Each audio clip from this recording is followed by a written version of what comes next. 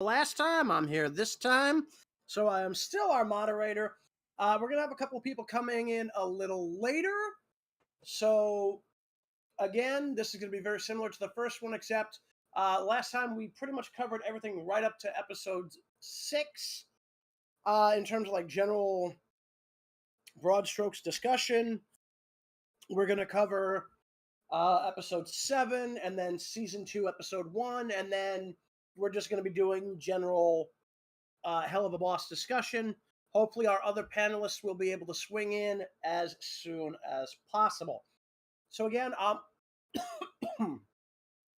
choking on crumbs from Doritos. But no, actually, my name is Warwolf. I'm the voice for Sonic the Hedgehog, Eggman and Nega, Mario, a couple of others, including the robot pirate from Sonic Rush, and one or two other characters also from that game, whose name I can't really remember off the top of my head right now. It's Whisker. You're thinking of Whisker and Johnny. That's fine. I don't think we really need to worry about it that much. Okay. But anyway, since you decided to speak up, why don't you introduce yourself? Greetings, everyone. You may know me as either Spawn of Chaos, or Scarlet. I voice Shad the Hedgehog and my OC Scar the Hedgehog. Shaun of Chaos. That's interesting. That's a new one. It is. Anyway, we also have someone here as well. Sear, want to introduce yourself? Yeah. Hey guys, I'm Sear Drew25174. I do the voice of Silver, Luigi, Espio, and yeah. Yep, he's really fun as a voice actor, and he does a lot of good Luigi stuff. He's not too bad. He's not too bad. But as Mario will tell you, he plays a guy who sniffs floors. Okay. Hey, you may be the big brother, but hey, at the end of the day, I don't gotta worry about a princess that gets kidnapped. Yeah, but the reason why she gets kidnapped is for the games, and the game's got my name on it. Unless there was the Super Luigi Brothers, then that'd be a different story. There is a Luigi. That actually does exist, but we're getting off topic. Yeah, this isn't Nintendo Topic Hour. This is Helluva Boss. Yeah. So, Nintendo Topic Hour. as we mentioned already, we pretty much covered right up to episode 6 in terms of general broad strokes discussions. Sear was not here for that. He actually had to help out some family with college that day, so that is unfortunately why he missed out on the first session. But this is hardly going to be a problem, essentially, because we're going to have a lot more of these to come. So hopefully, we might as well jump right into it then. That brings us to episode 7, which is technically the overall season finale for season 1, although it's listed as season finale part 1, but we've covered what happened to part 2. We will go over that again before we jump to season 2, just so that everybody's up to speed in case they didn't happen to catch the first session. So, season 1, episode 7 kind of started out more bombastic than I was kind of expecting. I mean, we literally just see them coming off of a job, and I honestly kind of wish we had seen the job because it sounded like it was a lot of fun. How do you have fun at a job? I mean, they literally kill people. Yeah, it's like, oh yeah, then that makes sense. Then if it's fun, yeah, you gotta remember they're hitmen. So it's like if you remember the start of episode 7, it's like Luna just opens the portal and in comes Blitz and Millie and Moxie, and they're just hooting and hollering and just absolutely having a great time. Because apparently, like I said, apparently this job went very well. I mean, apparently they were hired to off a bunch of lumberjacks. One second, I got something in my throat. Sounds interesting. And not to choke on any more Doritos, will ya? I mean, I know he's not here with us, but still. No. That was just something else. But anyway, so then we get an interesting bit of information. Now, most people, myself included, would have expected that given their ages, that Moxie and Millie would have been a lot longer in the marriage department because they're like 27 in Hell years, which puts them around 270 in Earth years, since they work on a sliding time scale where it's like 1 year in Hell is right around 10 years or so on Earth. I'm rounding it down to 10 years just for the sake of simplicity. So they've only been married a year, which means they've probably only been married for about as long as the company's been around. Which So was that's interesting. Okay, that is interesting. Yeah, and again, I would have expected them to have been married a lot longer because they act like they've been married forever. and Millie, they act very much like that one couple that you feel like wouldn't last as long as they do, and then you just end up feeling surprised when you see the invitation for like a wedding day or something. Well, yeah, because I mean, again, like you look at the pilot, it's very clear that Moxie is kind of a bundle of neuroses, and yet somehow he manages to land Millie, and they've stayed together for a year. At least as a wedded couple, they might have been dating longer than this, though. We also know that apparently some amount of time does pass between each episode. I'm not exactly sure how much, though. Because, I mean, literally, when they started out in the pilot, they were saying business had been relatively slow, and the impression was that they had already gotten the book from Stolas. So now they were, trying to just get more business drummed up. And then by like the third episode, like they're at least semi-successful enough that they're getting business and able to keep from going under. And then by like episode 5, I think Blitz was actually saying they had a backlog of clients who wanted to get stuff done, but they had to put those off because Stolas needed the book for the Harvest Moon Festival.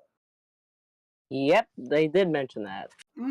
So there is a progression of time at this point, although we don't know exactly how much time so far. But I mean, it's a thing. I guess, yeah, it is pretty much a thing. So ultimately, we get them basically stating, well, or basically, not necessarily them stating, but rather Moxie stating when Blitz offers to take them all out for drinks. He's like, well, I kind of have plans for tonight because I got reservations at this big nightclub down in Lustrain that belongs to Osmodius, aka Ozzy. So obviously Blitz likes to live vicariously through them because he likes, like, as much as he complains about how overly wholesome and everything that they are, it's very clear that he enjoys the fact that they do have such a wholesome relationship and that they've managed to effectively potentially beat the odds. Because I mean, again, there are a couple, like you said, Sear, there are a couple that you wouldn't think would have lasted as long as even a year, but somehow they manage it. And I can I go ahead. Their dedication. But yeah, so Blitz wants to tag along. Moxie shoots it down. But do you think that stops Blitz? No, it never does. It never does. Like we've seen that he's apparently been doing weird shit to them for a while. I mean, even in the pilot, like he'll actually hang out in their refrigerator for some reason. And yeah, the refrigerator. I remember that in the pilot. It's other stuff too, And oddly enough, Millie doesn't seem to give a shit. Moxie is the one that freaks out every time he pops up. Yeah, that is pretty true. Yeah, it's like even in like the Harvest Moon Festival episode, when like he calls, I guess, like middle of the night, and he offers like to have them go down to the Wrath Ring for the Harvest Moon Festival, and Millie's all for it. And all of a sudden, Mox's like, he was like, "Wait, where are you calling from?" And he falls off of their ceiling, and he's like, "Yep." Meanwhile, Millie's just enjoying it. I mean, she really gets a laugh.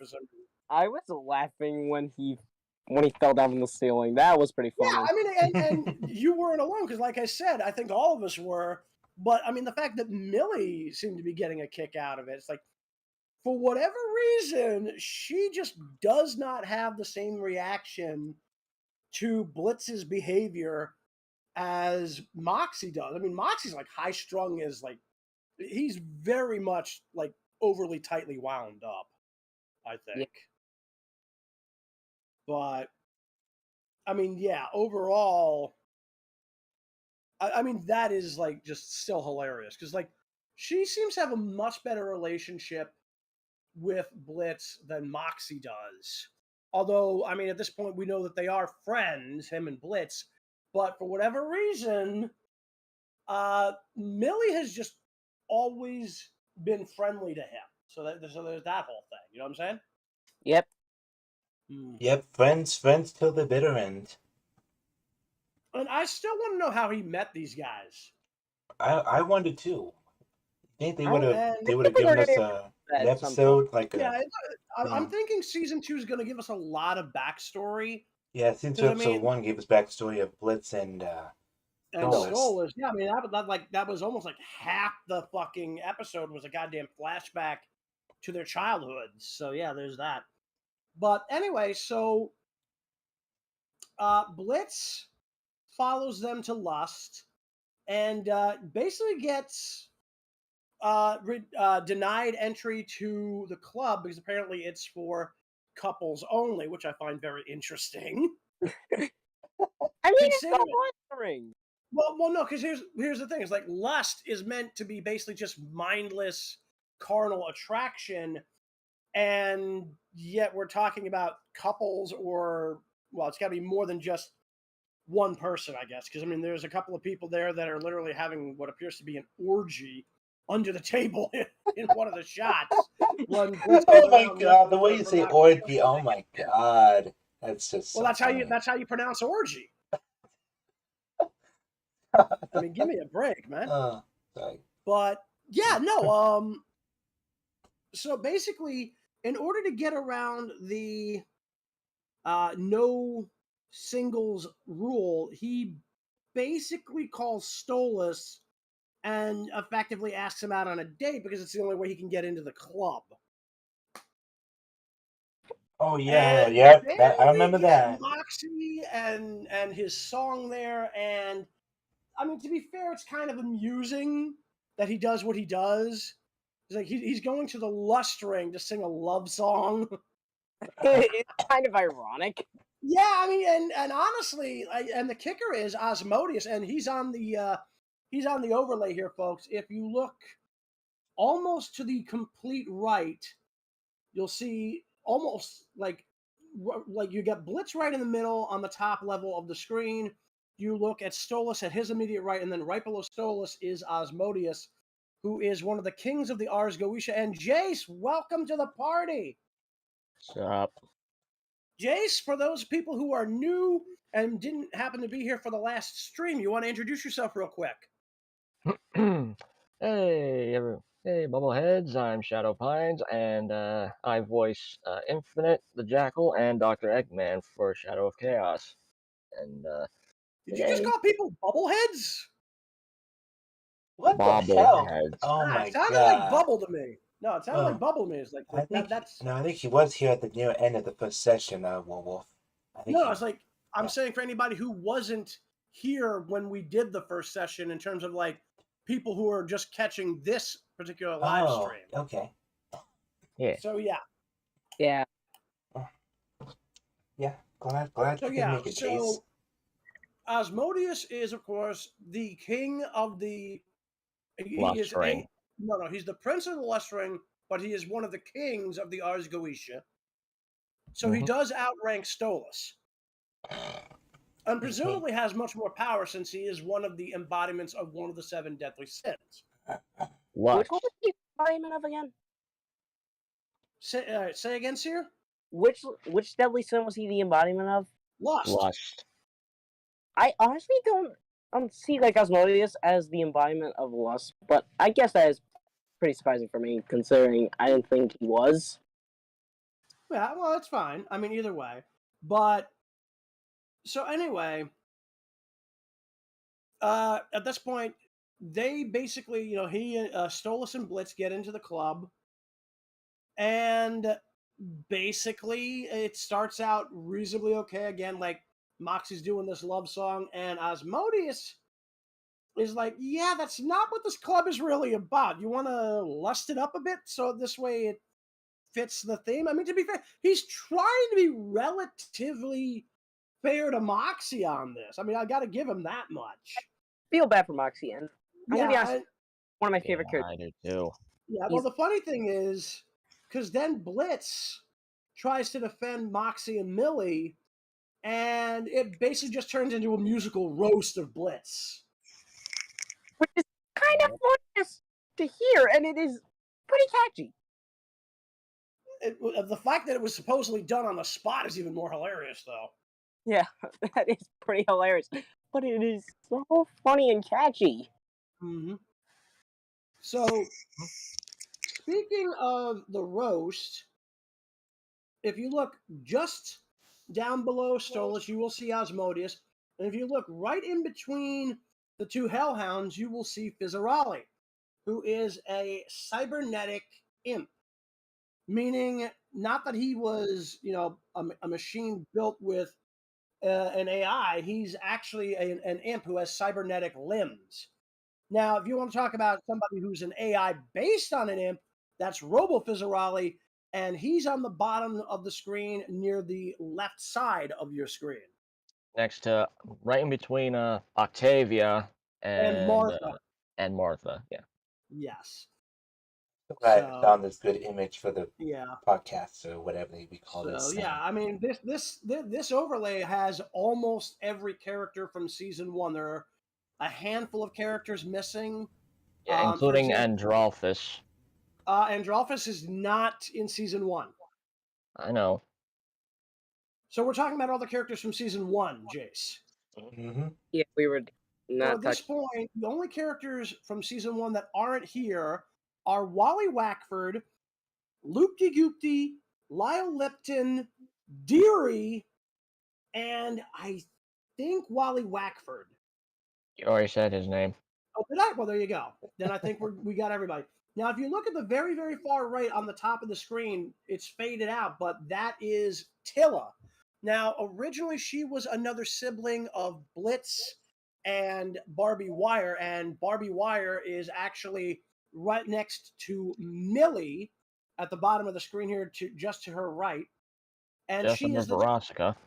and she is the twin sister of Blitz. Tilla was apparently retconned into being their mother.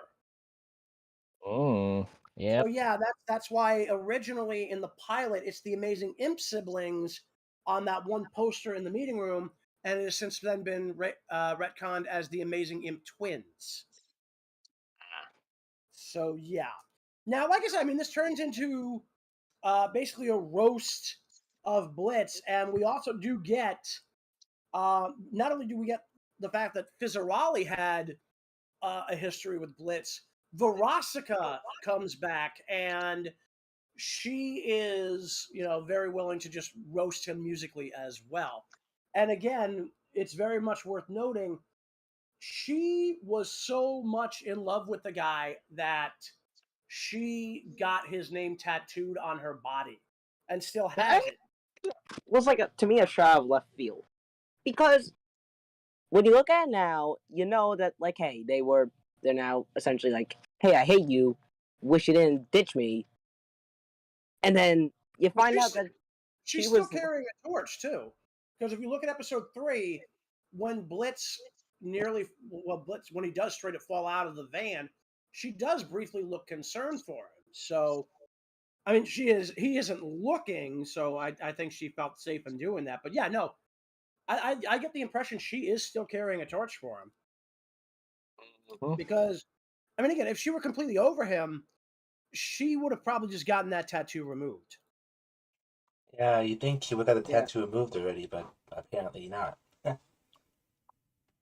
We got a tattoo of who? No, never mind. I was talking about, you were talking about the tattoo that she never removed. It's still on. Yeah. Just me being random. A little too random because it didn't really connect anything, but okay. And of course, we can't forget about Luna, who's on the overlay. Yes, of course. Luna is right below.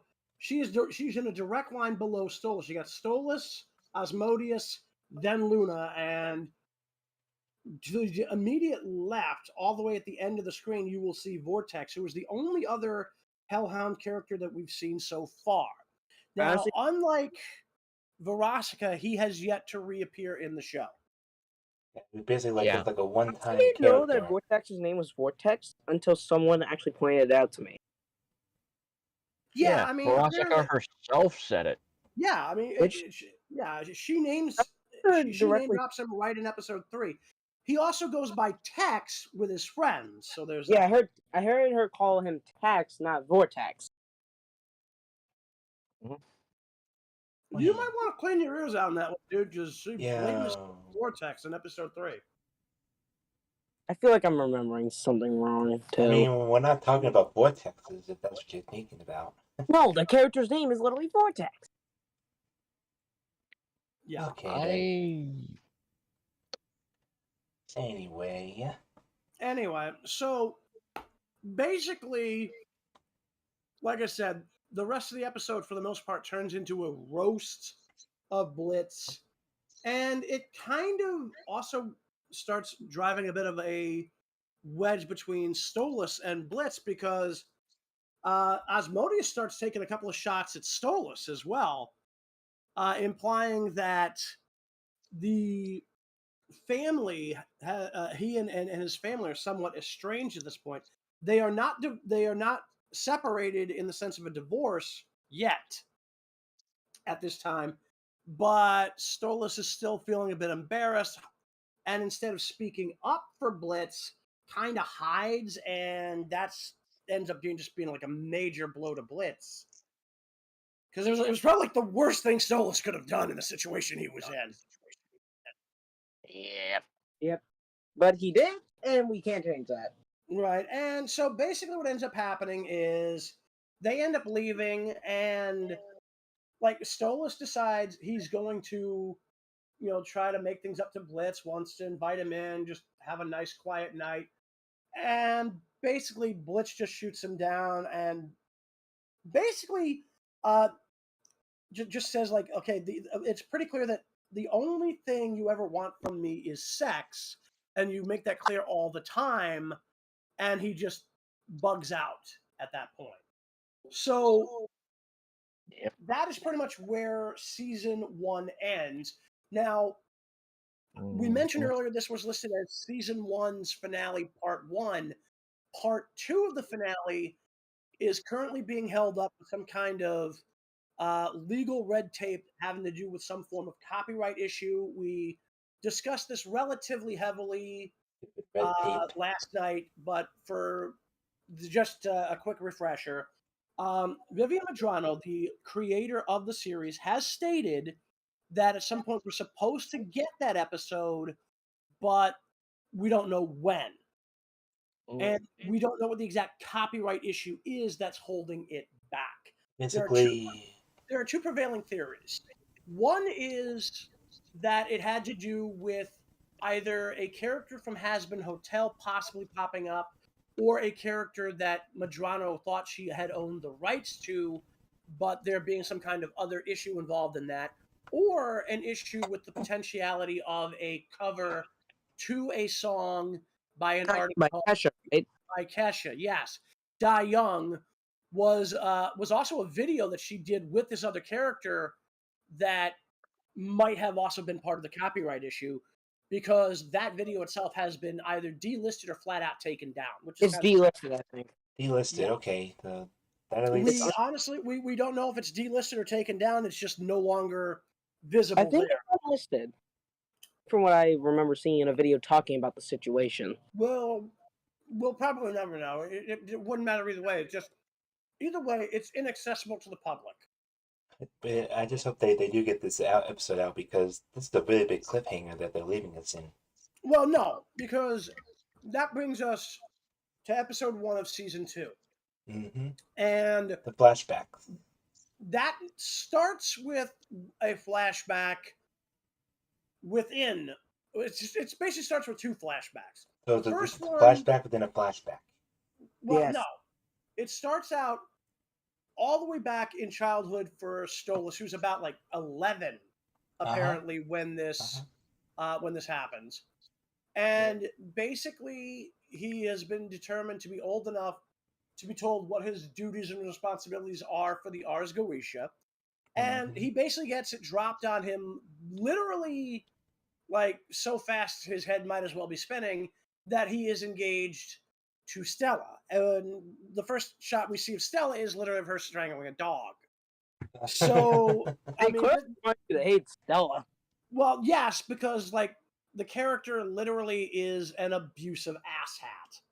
That is pretty much true. Yep. I mean, considering she ordered a hit on her husband, I think that is safe to say. Yeah, I mean, she's pretty much a psychopath. Yep. So, Yeah. to try to appease Stolas, who's now basically just broken down crying because it's like one of the worst bits of news he's ever gotten, and it's right on his birthday. Aww. His father, King Paimon, who, by the way, is not his father in regular demon mythology, although Paimon is another king in the Ars Goetia. Anyway, so Paimon, via a magical mirror, with his butler doing all the actual hard work, takes Stolas to a circus where Stolas encounters Blitz for the first time. This is also where we get to see a young Fizzarali. Yep. And Paimon may be an ass, but he's not completely negligent. He does understand that Stolas does seem to have an affinity for Blitz and effectively arranges to quote unquote buy him. I don't know if we're supposed to be for the day or whatever, but then we get to meet Cash Buxo, who is the father of Blitz, who back then was using the hard O, and his name was pronounced Blitzo, which is apparently how it was originally pronounced. He has since decided he's going to just not pronounce the O in his name.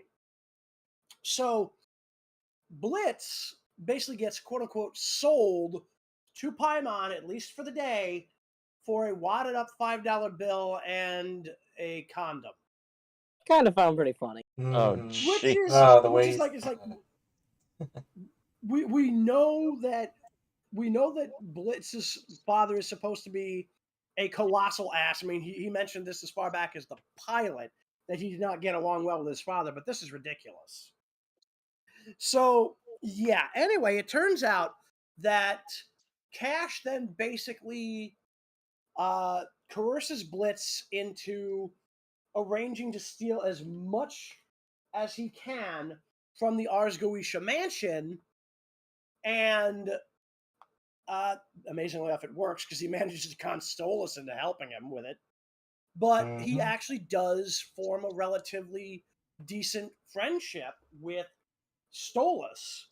So then we jump to officially 25 years later, which is about 250 years Earth time. And basically, Stolas' life is a monotonous drone. It's literal hell. Well, again, he's living in literal hell. So, yeah, there you go. Miserable. Yeah, so he's basically in a miserable relationship. His wife is a Little preening bitch. Yeah, as a preening shrew, a complete bitch in every sense of the word, except for the fact she's not a canine or lupine or vulpine style demon. And literally, the only joy he really seems to have in his life is his daughter. So then he sits down to read the paper, and he's like, "Not divorced party." He's like, "Stella, what in hell is this?" And she's like, oh, well, I like throwing parties, and it's true. I mean, we're not divorced yet, so I mean, you can come if you want. I mean, that's how little she cares about her own husband. She's only in this for the status and the power and the wealth that being married to him basically entails. I mean, even at the party, He belittles him, I think, right? away from him, she's literally telling her friends that he's horrible in bed. Man, that's just cold. Yeah, belittling him. Yep, she is verbally, emotionally, and as we later learn, physically abusive. And the only reason he sits around and takes it is so that Octavia could have something resembling a normal life. No, Octavia Or as is not normal a too life crazy being about part her of royalty parents. gets. Yeah, except Octavia's not too crazy about her parents. Well, no, obviously not. But like again, as we mentioned in our last session, she has a better relationship with Stolas than she's ever had with Stella. Mm-hmm. Yep. Well, Which, because by the way, folks, if you want to know what Stella looks like, look at the top of the screen here and look to your immediate left of Blitz, and that's Stella.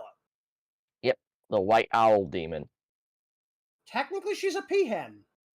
Peahen. Oh. Huh. Remember, Adrophus is a peacock. Oh yeah. Oh yeah. yeah. A peacock. So she's from a lower rung of the Goetia nobility, and her brother is a marquis. So he's lower on the totem pole than Stolas, and probably lower in the power ranking as well. Anyway, so at the party, we see that Blitz has been trying to get in because he wants to get his hands on the book, because he remembered that Stolas' book could let him go to the human world. And believe it or not, Stolas still remembers him. Yep. And at first, he just kind of makes these joking comments like, oh, hey, are you here to ravish me or some other thing? I mean, he's being playful with it, but, Blitz just kind of leans into it because he's like, okay, I mean, if that's where he's going to go with this, I mean, I don't know that he didn't realize that Stolas was trying to be joking about it. But, I mean, he goes with it. And, we find out that, like, literally, Blitz was Stolas' first ever friend, at least, and that's by Stolas' own admission. Mm-hmm. So, he basically, I mean, he was going to just run off with the book, and then decides, okay, I'll give him some pity sex real quick, but real quick turns out to be something like 8 hours. So, that's pretty impressive. 1 second. All right. By the way, still no response from Ruby. Yeah, give her another poke in a little bit, or give her a poke now, see what happens. Gotcha. She'll get back to us at some point. And if she doesn't, no big deal. There's always next time. So of course, I'll see what I can do. Yeah. Since I'm kind of like the head boss around here. Right. Yeah. But hell of a boss was my idea for this whole thing. I know. I'm just saying I'm like the head boss of the stream. Whatever. Right. Well, I mean, technically I'm the moderator, but whatever. Anyway, so but we are live, right? Yes, we are live on YouTube and Facebook and Twitch. We got any comments coming in? Let me check. Most of the time, my streams are mostly quiet. There's mostly no one in them, but I'll check. See if there's anyone there. Let's see. So, well, you got it mispronounced this session. You misplayed a session. I know. I was supposed to edit. You got to rename that, dude. Rename that fucker. I'll do it at the end, or I can do it now during it. I mean, the OBS it'll keep the session. There shouldn't be any reason we couldn't do it now, but whatever. So. Well, cause see, the OBS stream will keep the overlay on, where I can just edit the title while we're talking. Yeah, you can do that. That's perfectly fine. I'll do that. Yeah, so it is session 2, yeah. So because otherwise it's getting a little goofy. But yeah, no, I just wanted to go check. It doesn't look like anything's come up comments wise. over on YouTube, and I'm not worrying about Twitch right now simply because I don't want to open 5 different windows at once. Yeah, yeah, Twitch is hit or miss over there, so not much to worry about. Same with Anyway. Facebook. Okay, let me see. Let me just add this. But yeah, no. Long story short, too late. Stolas begins hinting that they might actually end up getting the divorce, and then, like the only real major change in the scene that we see in season 2, episode 1 from the pilot is that "not divorced" banner that pops up in season 2, but otherwise it's effectively referencing more or less the exact same scene from the pilot. Okay, So. it's session 2. I just updated it. Excellent. Excellent indeed. No, I said excellent. Excellent. Oh. It was a pun on Eek the cat. Oh, Oh. I was Well- surprised that anyone still remembers that.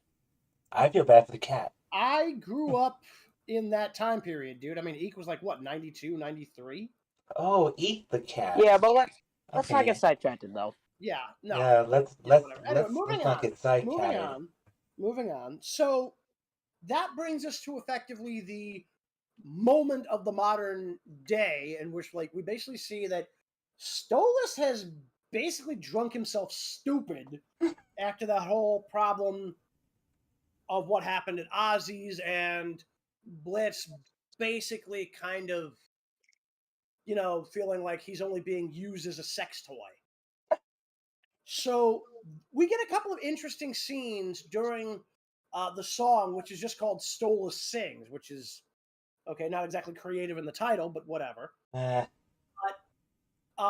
They do mention, or not mention, but they do hint at a possible way that they're going to see a mild shakeup in the status quo, namely the introduction of what's called Osmodian crystals, which are used for demons to go up to Earth. So they might be going with the idea that Stolas might end up giving some of these crystals to the imp team, and if he does, it would basically mean they now have a absolutely surefire way to get to Earth without being dependent on Stolas, and thus having to have a situation where Blitz has to go fuck him once a month on the full moon. Now, the thing is, I'm not sure what that's going to do to Blitz, because at this point, like, over the course of the show, we know that even though it started out as a situation of transactional sex, for lack of a better term, that both of these characters have developed feelings for each other. So we're going to have to wait and see how that all plays out. But I think that might be something we're going to see in the very near future. And again, we don't know when we're getting episode 2 yet. I just asked Ed Jack, but he said he hasn't seen much Have a Boss, so he's uninterested. Weird. I thought he was going to come in for this, but whatever. If he doesn't want to come in, that's his prerogative. Yep. Prerogative. I like how you use that word. Smart word. Anyway, continue. Yeah. Well, at this point, the only other major thing that we see happen in season 2, episode 1 is that Stolas just flat out says it. They're finally going through with the divorce, so that's going to be kind of interesting. Yep. So now that just leaves the entirety of whatever episodes are left for season 2.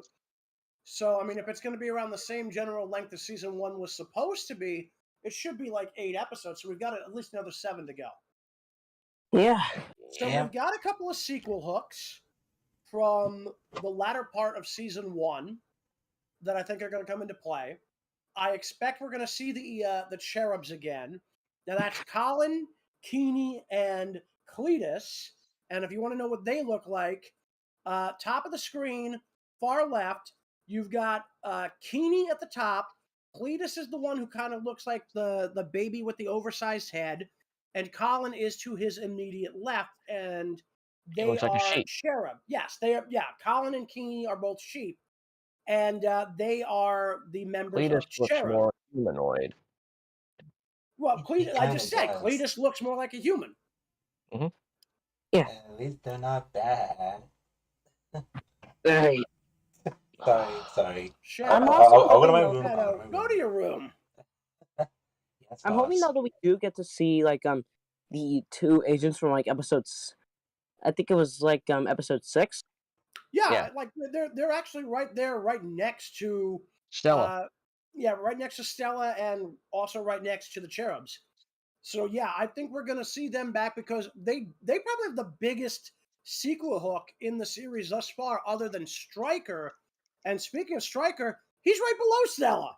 Fun fact: he's voiced by Norman Reedus, Mm-hmm. Nice. which is still surprising to me. Well, I mean, for some reason, a lot of people Worry. seem to know Vivian Madrano, and they're willing to I'll work get with 'em her next time. effectively for free. Dude, what the hell are you doing, Jayse? Trying to do a Striker impression. Well, let me tell you something, partner. You probably shouldn't bother with it. Trigger. But Not anyway, Nice one. Oh, crumbs. Dad. it still amuses me to this day that Moxie is the voice of Alpha 5. Yeah, and Invader Zim. And Which- Billy, Yes. which I was honestly that was one of the things that honestly hooked me about the show. I'm not gonna lie, that was one Millie's of voiced by a woman. Wait, who is? Who? Millie. She's voiced by a woman. She's been voiced by 2, in fact. yeah, she was Erica Lindbeck. Lindbeck and Vivian Nixon. yeah, wasn't she voiced by the same person who voiced Luna like in the pilot? Yes. Yes. Erica Lindbeck was also the voice of Millie in the pilot. Yeah. Erica Lindbeck remained on as Luna. I don't know why she gave up Millie. Maybe it was just a case where she just didn't want to I worry mean, about accidentally getting the two voices confused at times. I don't know. Brock Baker was the voice of Stolas in the pilot. Yes, but there was an actual reason for that. I mean, basically, he was apparently accused of something. I think he's since been cleared of those particular accusations, but he didn't want to take a chance on the accusations negatively affecting Helluva Boss, so he stepped away from it, and that's why we got Brace Pinkham as Stolas. Which Ooh, was to I be love belt out, Brace a Pinkham. good song, man. I love Bryce Pickham. He was does a a good perfect Stolas. Well, honestly, like if it hadn't been Brock, I think Bryce was probably our next best bet, and obviously that's who we got for it, so it works. Yeah. Yeah, I'm gonna assume Works. Ruby's not Like- coming. Sorry if I You're had. doing what now, Shadow? No, I'm saying I'm gonna assume Ruby isn't coming. Ah, So it's just a 4-man band tonight. we're a 4-man band. hey, hey. WWE joke. I had to make it at least once. Bravo, Yeah. bravo. Yeah, that was a good one, Warwolf. That was a good Thank one. you. that was pretty funny. Anyway, back to the discussion at hand. I'm a little annoyed that nobody here asked what kind of band. I mean, you could have made the joke about whether or not we were rubber. We Hey. could have Oh, the rubber band. Crash. That's a song. You know, it's a 70s, Not, 80s song. I wasn't referencing the song, but okay. Yeah. But Or whatever, any other 80s band like Kiss, but we're getting off topic. This ain't music hour. let's focus on Helluva Boss. Yeah, shall we? yeah. Yes, We'll please. so, I mean, We'll at this save point stuff now, later. we've covered now all the episodes that there are. So at this point, what we've got primarily is speculation about what's going to happen. Now we do have the season 2 animatic trailer, so we know a Ooh. couple of things. What do you mean? Ooh, I mean that's been around since January. Did you not see it? I think I saw it only once, but it might have been a while since I've seen it. I might have to see it again. Yeah. Well, season 2 did confirm at the very least that Stryker is going to be returning for another go round. Nice. And in fact, if I remember the animatic right, he may be going head to head specifically with Moxie and Millie. Now, I don't know if Blitz is going to show up later on in that episode or if he's already in the middle of the fight, but I do know that Moxie and Millie are the ones he seems to be fighting in that particular animatic scene. So that's pretty damned impressive. Yeah. So we know that Fizzarali is going to pop back up again, which means we might see more of Asmodeus. So I don't know how that's going to play out. And who knows, we might even see Stella's brother. So That is possible because, first off, Vivian Madrano did give us a preview of him during that basically 8-month wait we were on for episode 8 of season 1. yeah. And she also name drops him in season 2 episode 1. Yep. Stella actually name drops and was like, "What do you think Andropoulos will think?" And Stella's just like, "I just don't fucking care." Yep. So yeah, Stella this is feels pissed. well, yeah, like, dude. I mean, he's been dealing with her for like at least 20 years. So I mean, Yep. that's a whole thing. And I'm guessing that Stalis got married to Stella at like 18, 19, somewhere around that Well, time. remember, Octavia's 17, Yeah, which Octavia's means 17. he had to have become a father at around like 18 to 20. Yeah. So yeah, I mean, and we don't know exactly how early they got married. We know that they were engaged at 11. Yep. So that's like a little over 100 years our time. But yeah, Yep. Mm. Damn near. yeah. So like I said, we do know that Fizzarali's coming back. We can speculate that means Asmodeus will be returning. We haven't seen anything yet to indicate whether or not the Cherubs or Vortex will be returning. But come back. say again. I hope they come back. I'm gonna be honest. Yeah, I mean, I would definitely think it'd be kind of interesting. The Cherubs, I could almost see coming back simply because, like, they're either flitting around on Earth trying to figure out some way to get back into heaven, or they might end up having to go to hell because they've got literally nowhere else to go. And I'm going to be very curious to see what their hell forms are going to look like, because Madrano has stated more than once that if an individual from heaven goes to hell, they gain a demonic looking form, and anybody who went from hell up to heaven would gain an angelic looking form. And we've kind of already seen this supposedly with the exorcists from Hazbin Hotel, which they are supposed to share a universe with, although again, because of that whole copyright issue, that may no longer be the case. But either way, so we don't know what's going to happen yet with the Cherubs, if anything. But again, there's definitely a hook for a possible sequel there. We know that Stryker is coming back, and I get the feeling we are going to see at least one more episode with the Agents of Dork. I still think it's funny. Just The because- Agents of Dork. I still think that's pretty funny. It is still pretty funny that that's their acronym. What's even weirder is that supposedly the word dork is supposed to be the technical term for whale genitalia. Holy Oh, shit! Male. Holy shit! It's either whale or duck. I can't remember which. Quack. Aflac. Affleck. Ask about it at work. God rest your soul, Gilbert Gottfried. Exactly. The man who brought us Iago. You fool! And the duck from the Aflac commercials. Yes, and the duck. Quack. And he was also a woodpecker on the Timon and Pumbaa cartoon at one point. Yeah. Yeah, he was also on the Angry Video Game Nerd, if you can believe that. Ooh, He was? He was? He did Angry an video episode. game nerd. He's a YouTuber. He did an episode of the Angry Video Game Nerd with James Rolfe. Yeah. Oh man, you need to send me a link to that so I can watch that.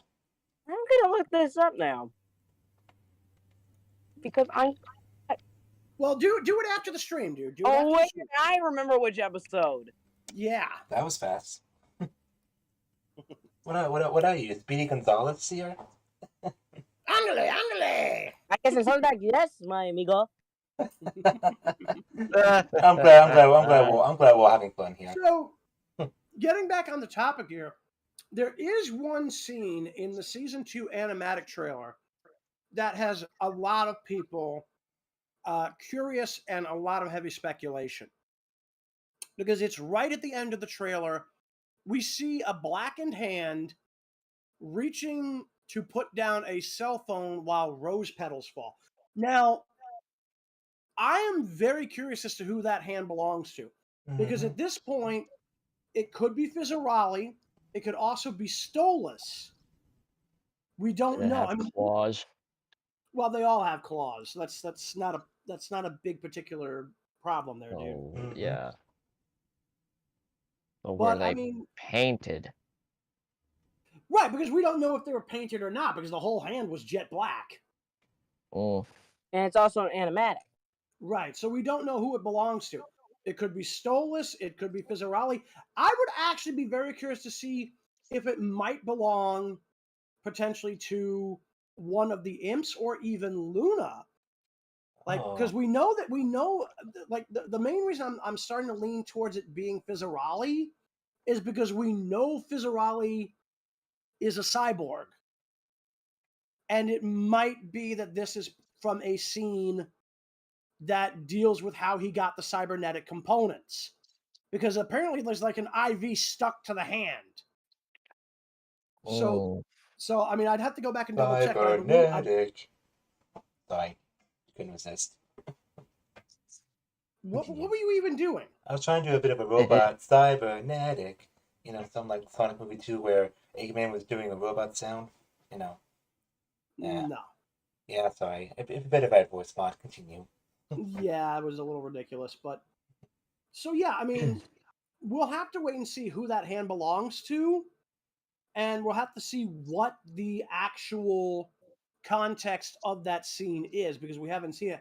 And I'm just starting to wonder, could that also potentially have been Tilla?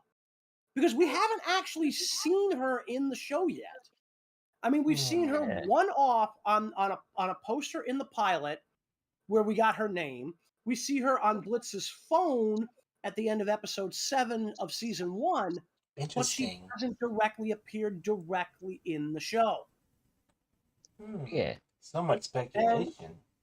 And we also got to remember, like, we do have to deal with the fact that they seem to be implying that she's dead, and that she might have been sickly at the time of season 2, episode 1, because that's part of how Cash kind of gaslights Blitz into that whole thing with Stolas. You know what I'm saying? Even though you echoed a bit, yeah, I heard what you were saying. Also, who the hell were we getting an echo off? Because for a minute there, I was getting an echo off of somebody. I think it was Jayse, if I remember the last time. Yeah. Who did we lose? Let me check. We didn't lose anybody. Everyone's all accounted for. Yeah, somebody dropped out for a minute there, but either way. It was me. I thought so. But all right, so guys, what do you think? What are some of the things you think we're going to see, or what are the things you want to see in season 2? Well, obviously, we all want to see more of Luna. Oh yeah. We've only got any. Episode 8 of season 1 was supposed to be a Luna-centric episode, which is why I'm really upset that we probably aren't going to get that episode. I know Madrano has said we're supposed to get it as a special at some point. I will believe it when I see it. Until then, I consider that the lost episode of Helluva Boss. We all consider, I'm pretty sure, the lost episode of Helluva Boss. Hell to the yes. Plus, Luna in a red dress and acting cute. Be still my heart. My heart melted when I saw that. Wait. Yeah. When was she wearing the red dress? And when she put her hands together and made the anime cute eyes. Oh my god. It's adorable. That's pure puppy dog eyes, dude. That's pure puppy dog eyes. Puppy dog eyes. It makes her look cute. Sorry, she may be tall and tough, but on the outside, she has a soft side. She's soft. She's a well, like we said in the first section, she just needs a hug. That's all she needs is a hug. I said this in the first session. That girl just needs a friend. She just needs a fucking friend. Yes. And here's where my prediction for where Octavia comes in. Oh boy! I think Luna and Octavia. Because Luna and Octavia, I think, and could be wrong. Don't quote me on this. Don't But worry. I No think one's Luna quoting and Octavia are gonna become best friends later in the season. They kind of been teasing some of that in the Shark Robot merchandise, so I wouldn't be surprised if that ends up being the case. Yeah. The funny thing is, there's like I mean, technically hello, they're both gothic. and there's like there's about 50 odd years between them Earth time and about 5 years between them Hell time. Luna's 22 and Octavia's 17. Yeah. I mean, hell, they got shipped together. I mean, seriously. Which is weird because, I mean, yes, I could understand that because, like, oh, they're both goth girls, therefore they must want to bang. It's like, they haven't even met yet. Yeah, they didn't even meet each other yet. What the hell? We do know there is going to be an episode where they probably are going to meet because we did see some rough animation for an episode and some animatics for an episode that got aired at a convention that has since been put up on YouTube. So Octavia actually breaks into the offices of Imp. Don't ask me how or why. To use the grimoire to try to go back to that little solar system that Stolas showed her when he was doing that lullaby in episode 2 of season 1. And apparently she's going to end up somewhere in Hollywood. Oh. Ooh, Hollywood. That'd be cool. They kind of teased that in the animatic trailer, and now they've actually shown us some of the episode for that. Like I said, at this one convention where they were showing off a rough cut of that episode. So, Yep. So that'll be interesting. We may also be getting a scene of what appears to be, because we saw this in the same animatic trailer. We might get to see Stolas in human form. That would be interesting. I saw that. Yeah, a lot of people weren't sure who that was at first. Then they realized the sunglasses up on top of his head could be a reference to Stolas' second set of eyes. Yep. If it is not human souls, I will scream. If it's what? If it's not human Stolas, I will scream. Well, don't scream too hard. I mean, like I said, this is just speculation. Yeah. So. The speculation can either be good or bad. We never know. Right, and the thing is, we also want to point out, and we should emphasize this: just because a show doesn't necessarily do what you expect it to do, doesn't mean you have the right to get mad at the creators. I mean, you can be upset that things that you predicted didn't happen, but overall, they're the ones who are going to do the story they want to do. I've seen this with a lot of shows. Yeah. And like sometimes there are things that they believe is true and they write all this fan fiction about it, and then it turns out that they're completely wrong. Yeah, I mean, I've seen a lot of fandoms where this kind of thing has happened, and fans will get very salty about it. And it doesn't make any point. Yeah, no matter what community or show or anything, the community will always be toxic. It's well, I mean, no. The community's not going. It's not the community that's necessarily always going to be toxic. It's going to be some of those fans who just have to have everything in their way, and if they don't get it, they get pissy. I mean, look what happened with at least 1% of every fandom that is exactly like that. It depends on the show, but I mean, like the most extreme instance of it I can think of was with Voltron Legendary Defender, where this one fan wanted Keith and Lance shipped together as a gay couple so badly. Oh God! I can that see he why tried to blackmail the company, and everybody was like, "What the fuck is wrong with this guy?" But I can see why there was backlash. Again, a lot of people have put out a lot of great fanfics, a lot of great fan theories and the like about Helluva Boss. Just remember, your speculation is fine, and if you want to do your own fan fiction, Madrano has said go ahead and do it. In fact, Madrano has even been very open about letting people ship her characters with whoever they want to ship them with. That's I mean, considering people at first bummed that Alistair was asexual, and she said, "Hey, it's okay. You can ship him with whoever you want."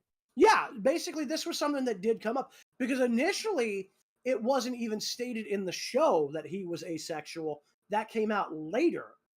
But either way, she still basically said, hey, go for it. If you want to ship Alistair and Charlie, which has been a pretty popular ship, go for it. Kind of You know? afraid. And the same thing, I believe she said, applied to Helluva Boss. And again, Helluva Boss is going to be one of those shows where there's going to be a lot of shipping. I mean, for God's sakes, Vortex was straight up stated to have a girlfriend at the end of episode 3, as if this was going to stop anybody from shipping Vortex and Luna in fan fiction and fan art. Like, it's not going to do that. Nope. Nope. And we can tell that Luna clearly likes Vortex. Yep. Yes, although she does seem to have accepted that he has a girlfriend, and apparently they seem to still be on good terms either way. Now they did infer that there might be another potential love interest for her in that finished animation that they showed at the beginning of the season 2 trailer, but we don't know who he is and we don't know what his story is. Yeah. It's a So mystery. again, that's something we might not even get to see. Or it might be Vortex again. No, it's not Vortex. It's not Vortex Vortex. has a scar over one of his eyes. And this Yeah. other dude also fucking had hair. Yeah. No, I mean, like, he had hair in the same way that, like, he had hair in the same way that, like, again, look at Vortex. Even though he's got fur, he looks like he would effectively be, quote unquote, bald in the sense that he's got short cropped fur.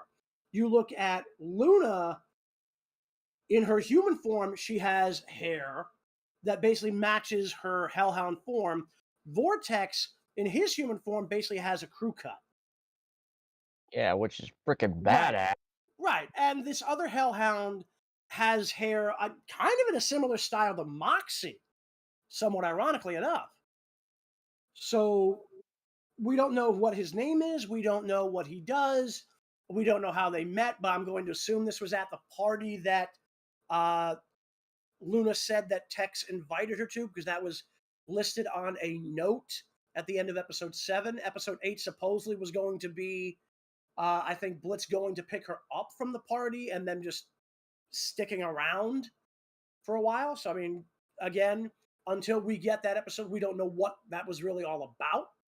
Mm-hmm. But again, I mean, that could be a potentially new love interest for Luna. So we will have to wait and see. Yep, wait and see. Which is basically how we're going to have to take every single one of these episodes. Now, assuming that they are back on track for their animation in general, then the way this theoretically should work out, I actually did a sort of timing out on it. I actually timed it between episodes 3 and 4, and it was something like a month to a month and a half between episodes. I think the longest we ever had before episode 6 was maybe a 3-month wait between episodes 4 and 5. And I think that was just because they had to deal with getting everybody together for that episode. I could be wrong. Episode 6 was something like a 4 to 4.5 month wait. And then obviously we had episode 8, which we were on tenterhooks for literally like almost a year before they just said, screw it, we're just going to jump ahead to the second season.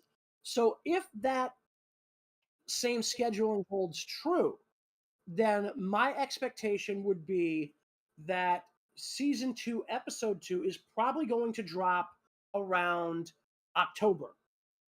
So basically about Halloween. Right around there, yeah, because Like, October would actually be their anniversary month, because the pilot dropped in October, and I want to say episode either 5 or 6 dropped in October as well. Well, it kind of makes sense because this show is pretty much closely related to Halloween. Well, not directly. I mean, I get the joke. I get the line you're going for there, but I don't think it's directly intended as such. Well, considering hell, whatever, you know. Well, I mean, again, hell doesn't exist only one day a year, dude, or even 1 month a year. I mean, it's supposed to exist all year round. You know what I'm saying? and Yeah. Sure, there's devils and whatnot on the show. Well, we actually haven't seen like either Lucifer or Satan, so we haven't even seen the devil yet. Well, not the devil, but just like devils in general. Yeah. Right, but none of them are qualified as devils. I mean, we have the Ars Goetia, we have the imps, we have the succubi and incubi, we have the cherubs who are from heaven, we have the hellhounds, And and Vortex. Vortex is a hellhound. Yeah, I know. Luna and Vortex. Right. They're hellhounds. Right. And we have the imps, right? Right. And well, Yeah. here's the thing. According to what we've been told, the imps are the second lowest on the social caste ladder. Dang. Technically, they are less powerful than the hellhounds, but the hellhounds are technically considered to be even lower than they are because they're treated basically as animals, even though they are fully sapient. Wow. The Yeesh. the system in this universe is really confusing. Mm-hmm. Yep. Yeah, I'm trying to remember. They initially established, and again, Deep Cut and Cartoon Universe were the ones who dropped this information. So again, I'm not exactly a big fan of theirs, considering that the person who runs the Cartoon Universe channel and Discord turned out to be a jerk who didn't like the fact that I was not appreciative of what was done to Gina Carano, and that I didn't like the sequel Star Wars trilogy. And then Deep Cut just turned out to be kind of a dick. Dang. So Well, The now Skywalker saga. no, the Palpatine saga. Oh. Let's be honest. It's like Rey is not a Skywalker. She is literally the fucking granddaughter or daughter or something of Palpatine. granddaughter. It's like the whole fucking thing. You said it right. It was granddaughter.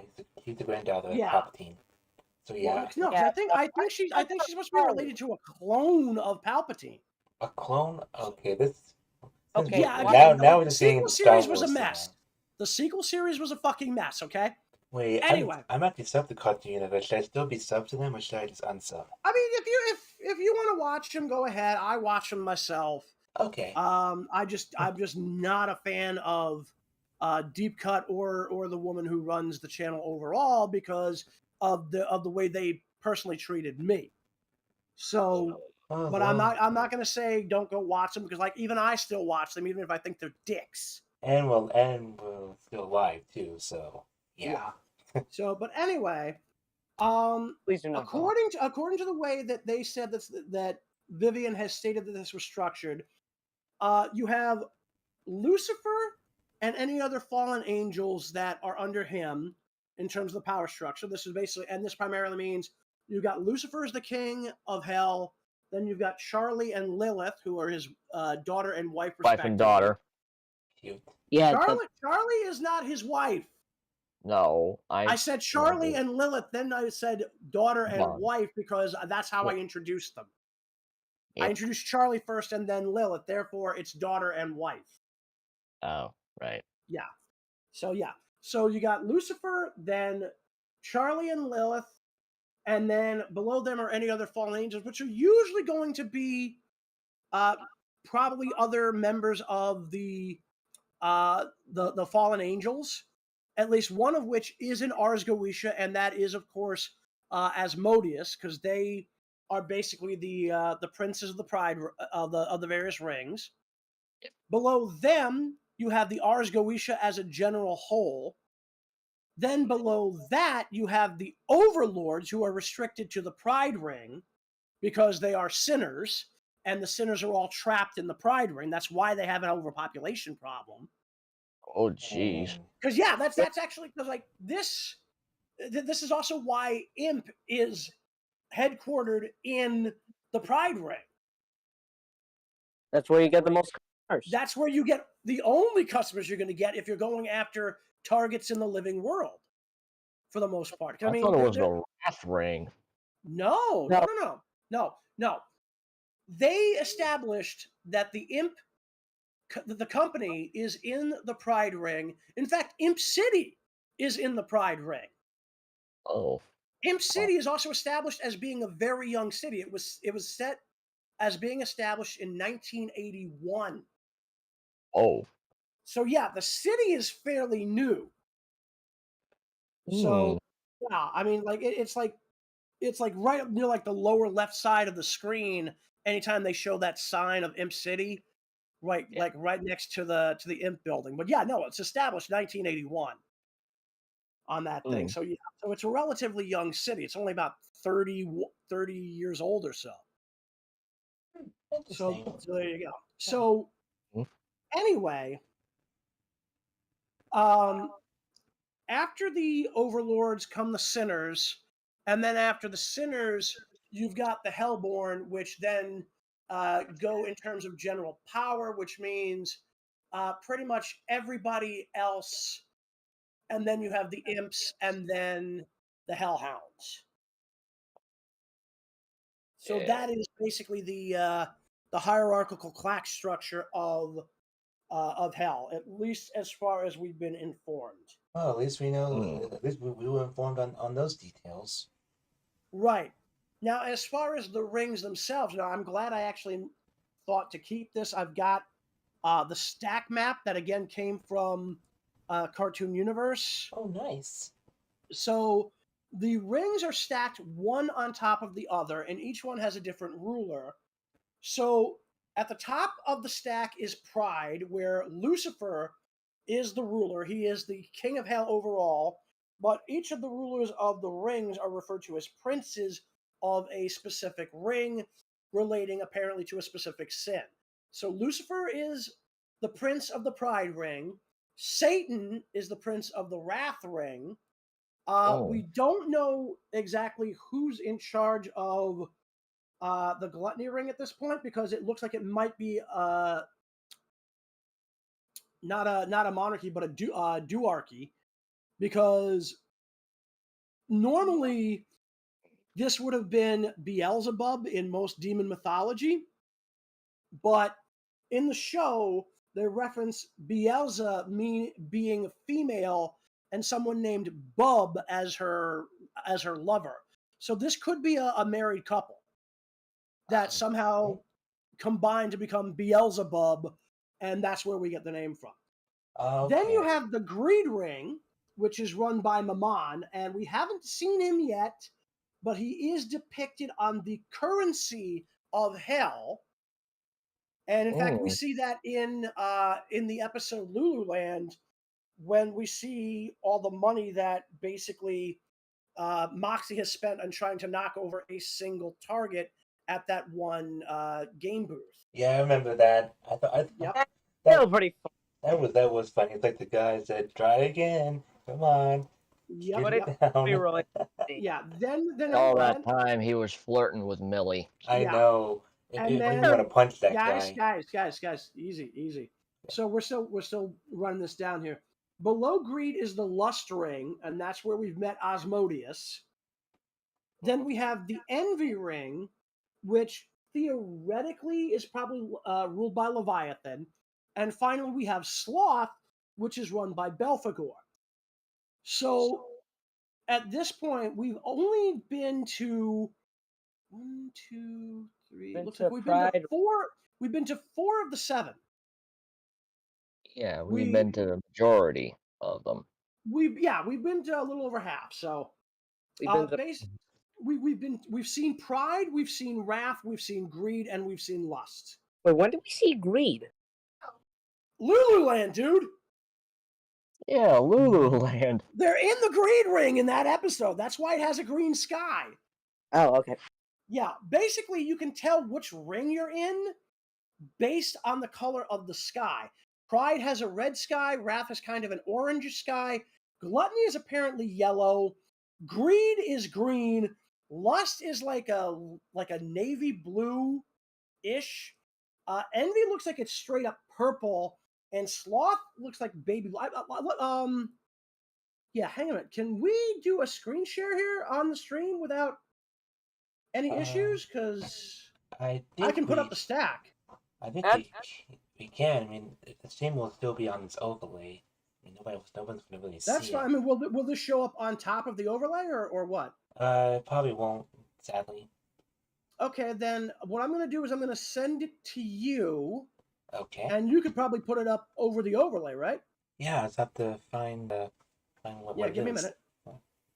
I mean, if it's an image, I can put the image on top. Yeah, that's what I'm gonna do. Give me Yeah. just a second. I'm gonna DM it to you. Where the fuck is your? There you go. Don't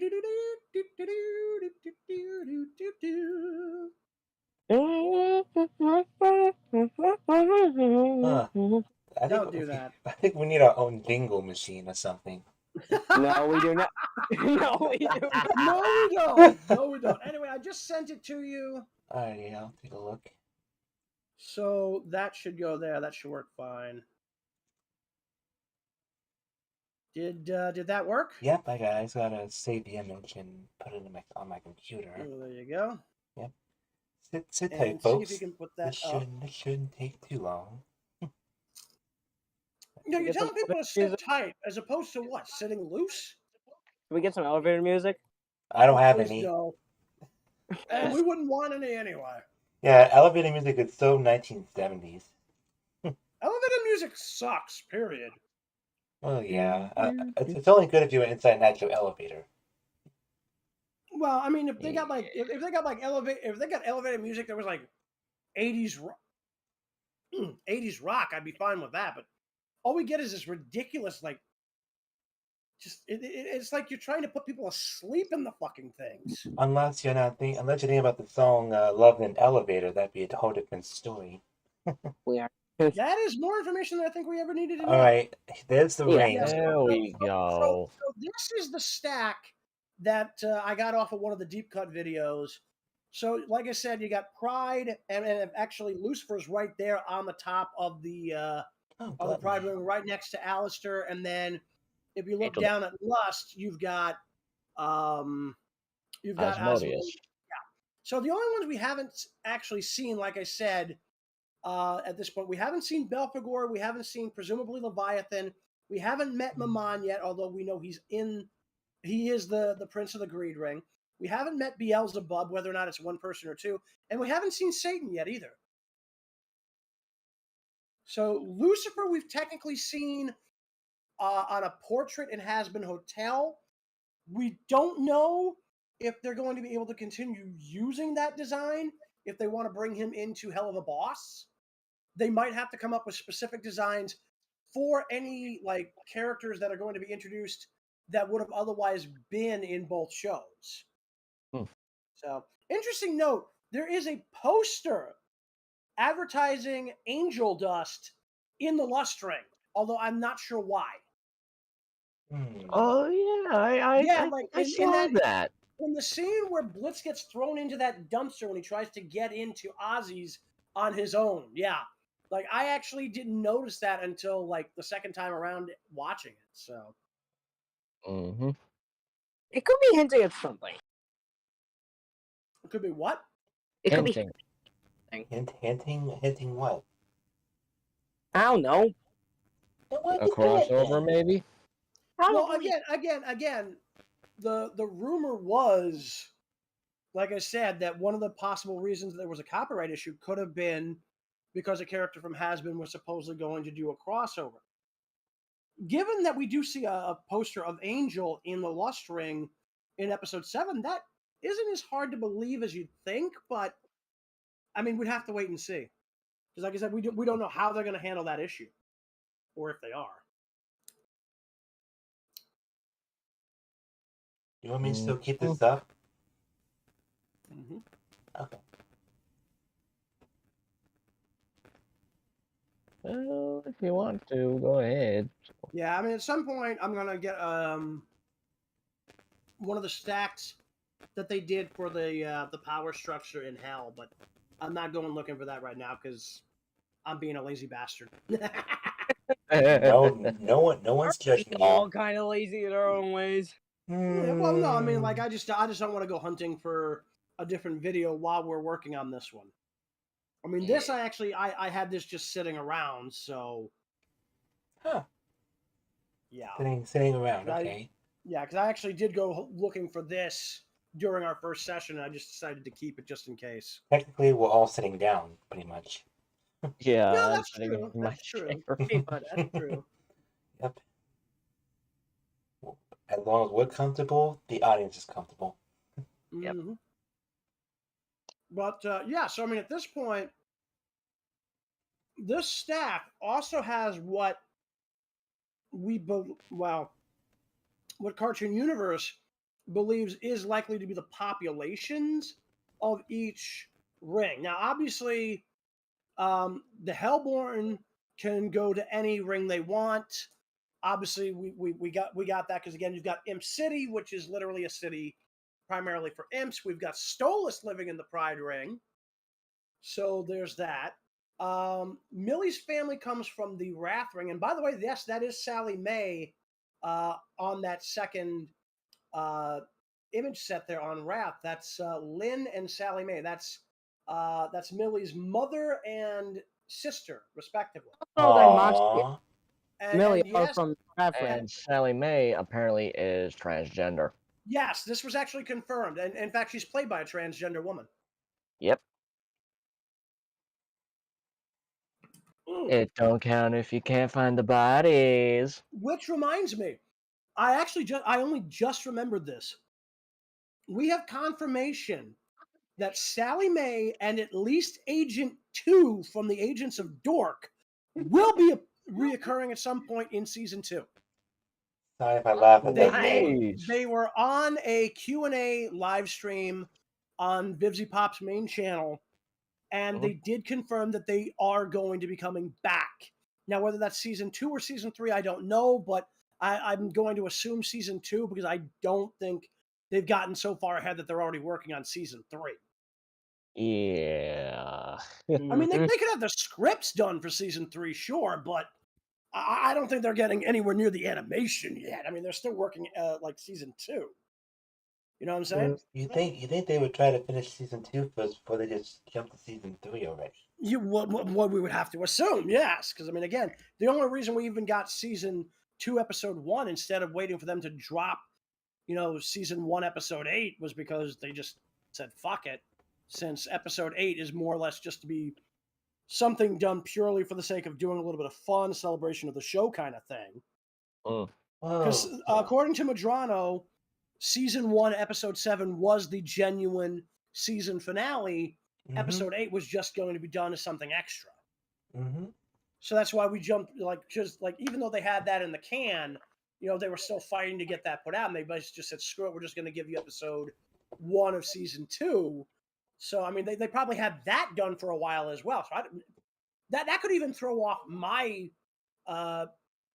understanding of how their scheduling will probably work. So We just gotta hope that we will eventually get episode 8.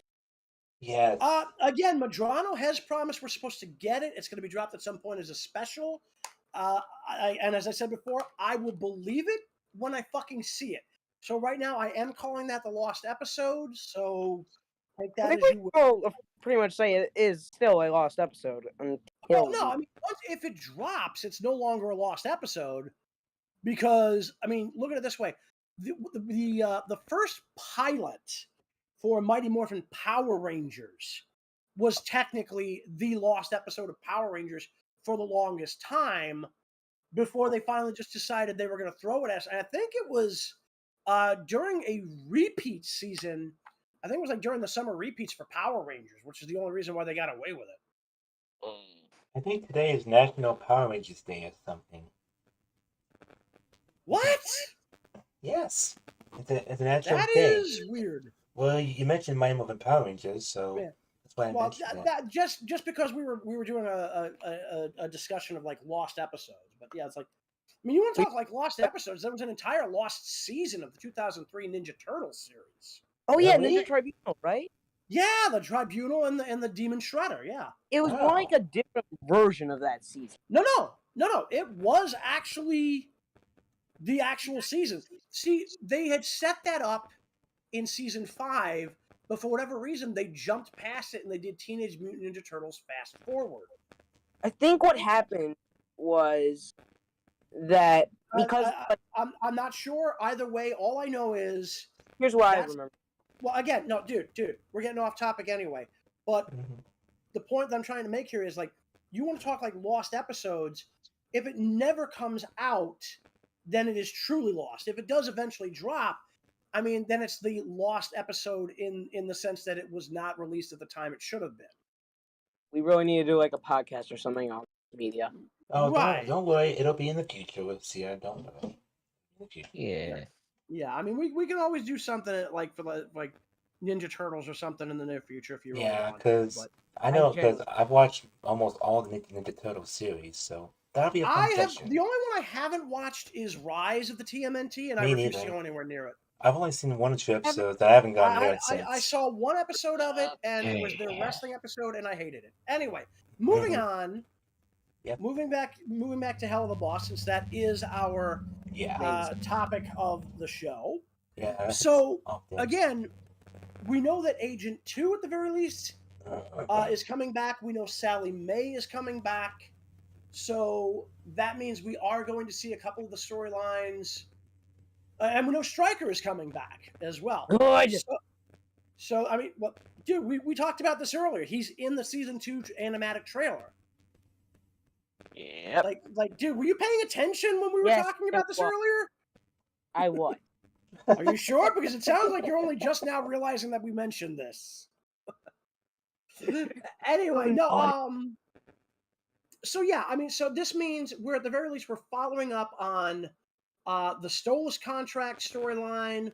I don't know what Sally Mae is going to be doing, but she might play into it. We know that they're going to be following up on what happened when the agents of Dorks got a hold of this video footage of basically Millie and Luna showing up to rescue Blitz and Mox. And again, I have to point this out. There is a glaring, gaping plot hole in season 1, episode 6. All right. In the episode Truth Seekers, Agent 1 says that the footage they just got was going to be the footage that they needed to be taken seriously in their pursuit of demons. And it's like they have all of this fucking footage of the guys from Imp, including footage of the battle between them and the Cherubs in episode 4. So why is it that footage wasn't enough to get them taken seriously? Like that is a plot hole that they never really explained. That's honestly a plot hole I never even thought about. I Well, wonder it's like, if they're ever going to I fill it. pinged on that almost immediately because maybe it's the writer in me. Because like that is a big plot hole. Like they have all this footage. Like they have like the fucking footage of Millie killing that giant fish in episode 3.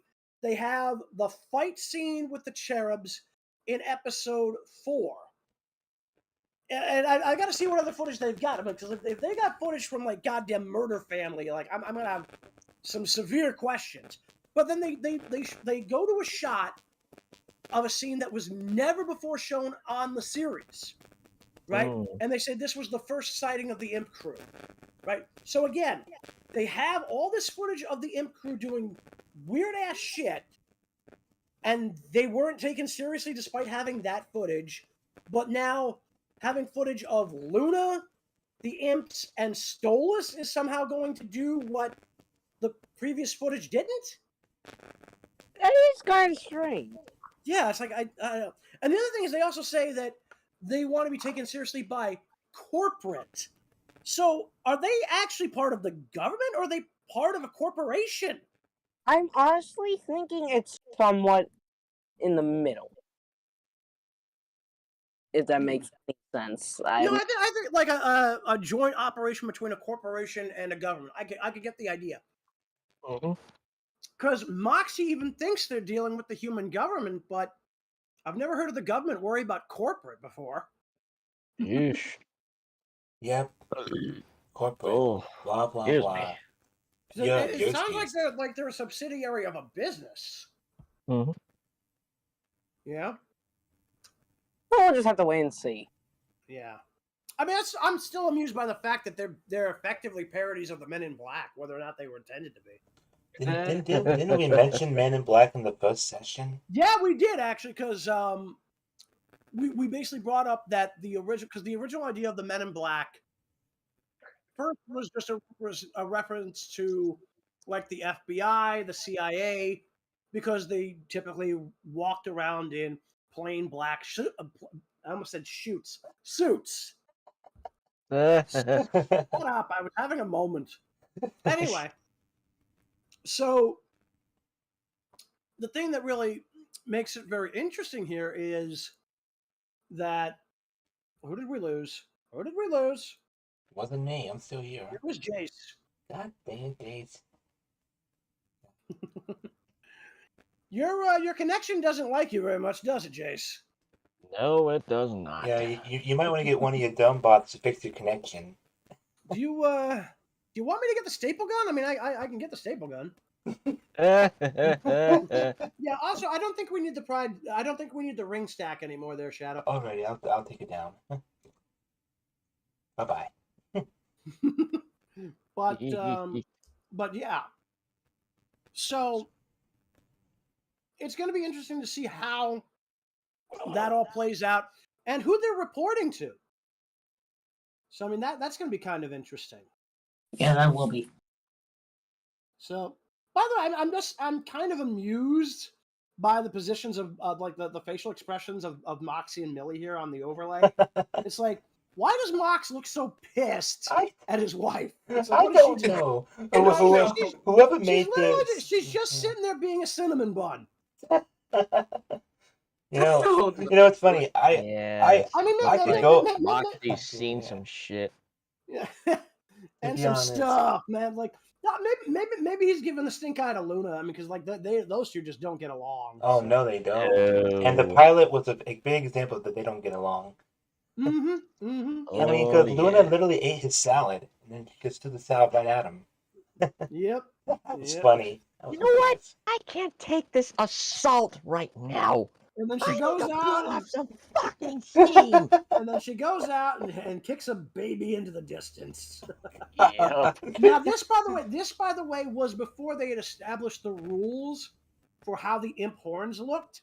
If you look at Blitz, Mox, and even Striker, you notice they have the big pattern of black, white, and it's very, very large squads of each.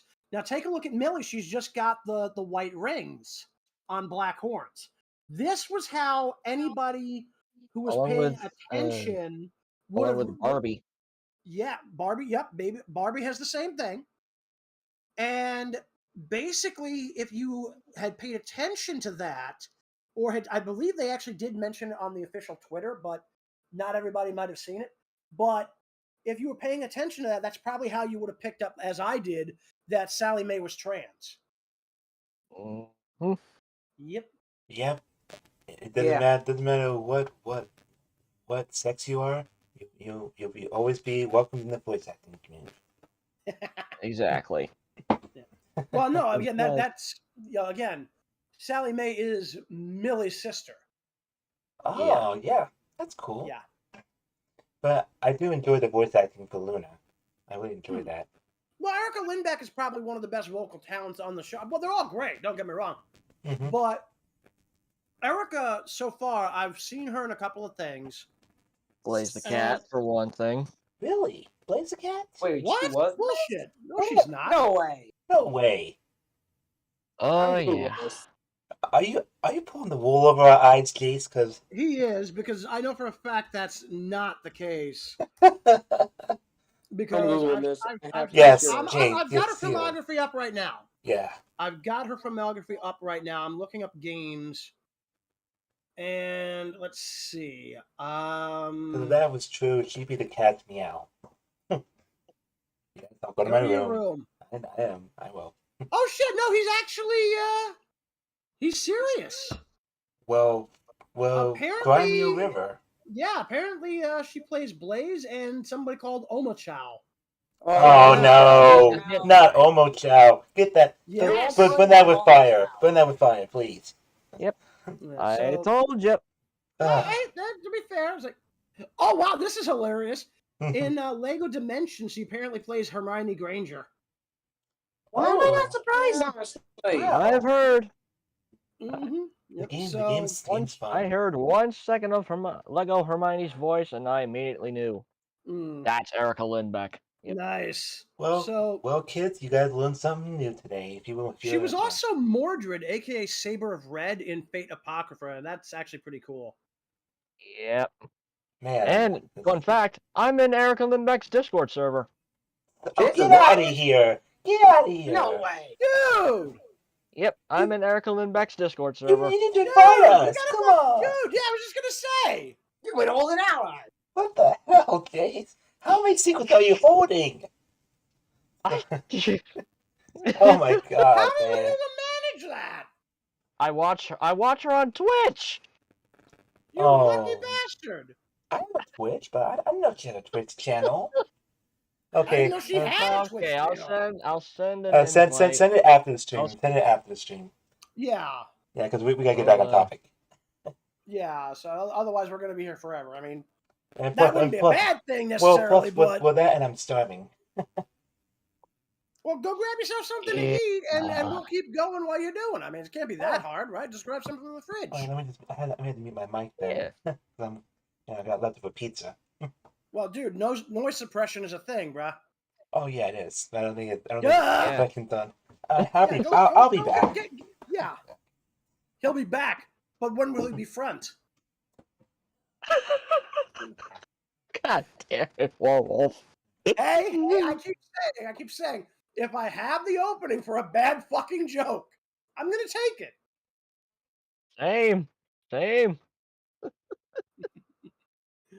But so yeah, I mean, at this point, it's like again, I love that this overlay has almost every major character in the show who's been on so far for season I 1. know. So at first, I wasn't sure why he had Fizzarali on here twice, and then I realized, yeah, one one's Robo Fizz and the other one's regular Fizz. Yep.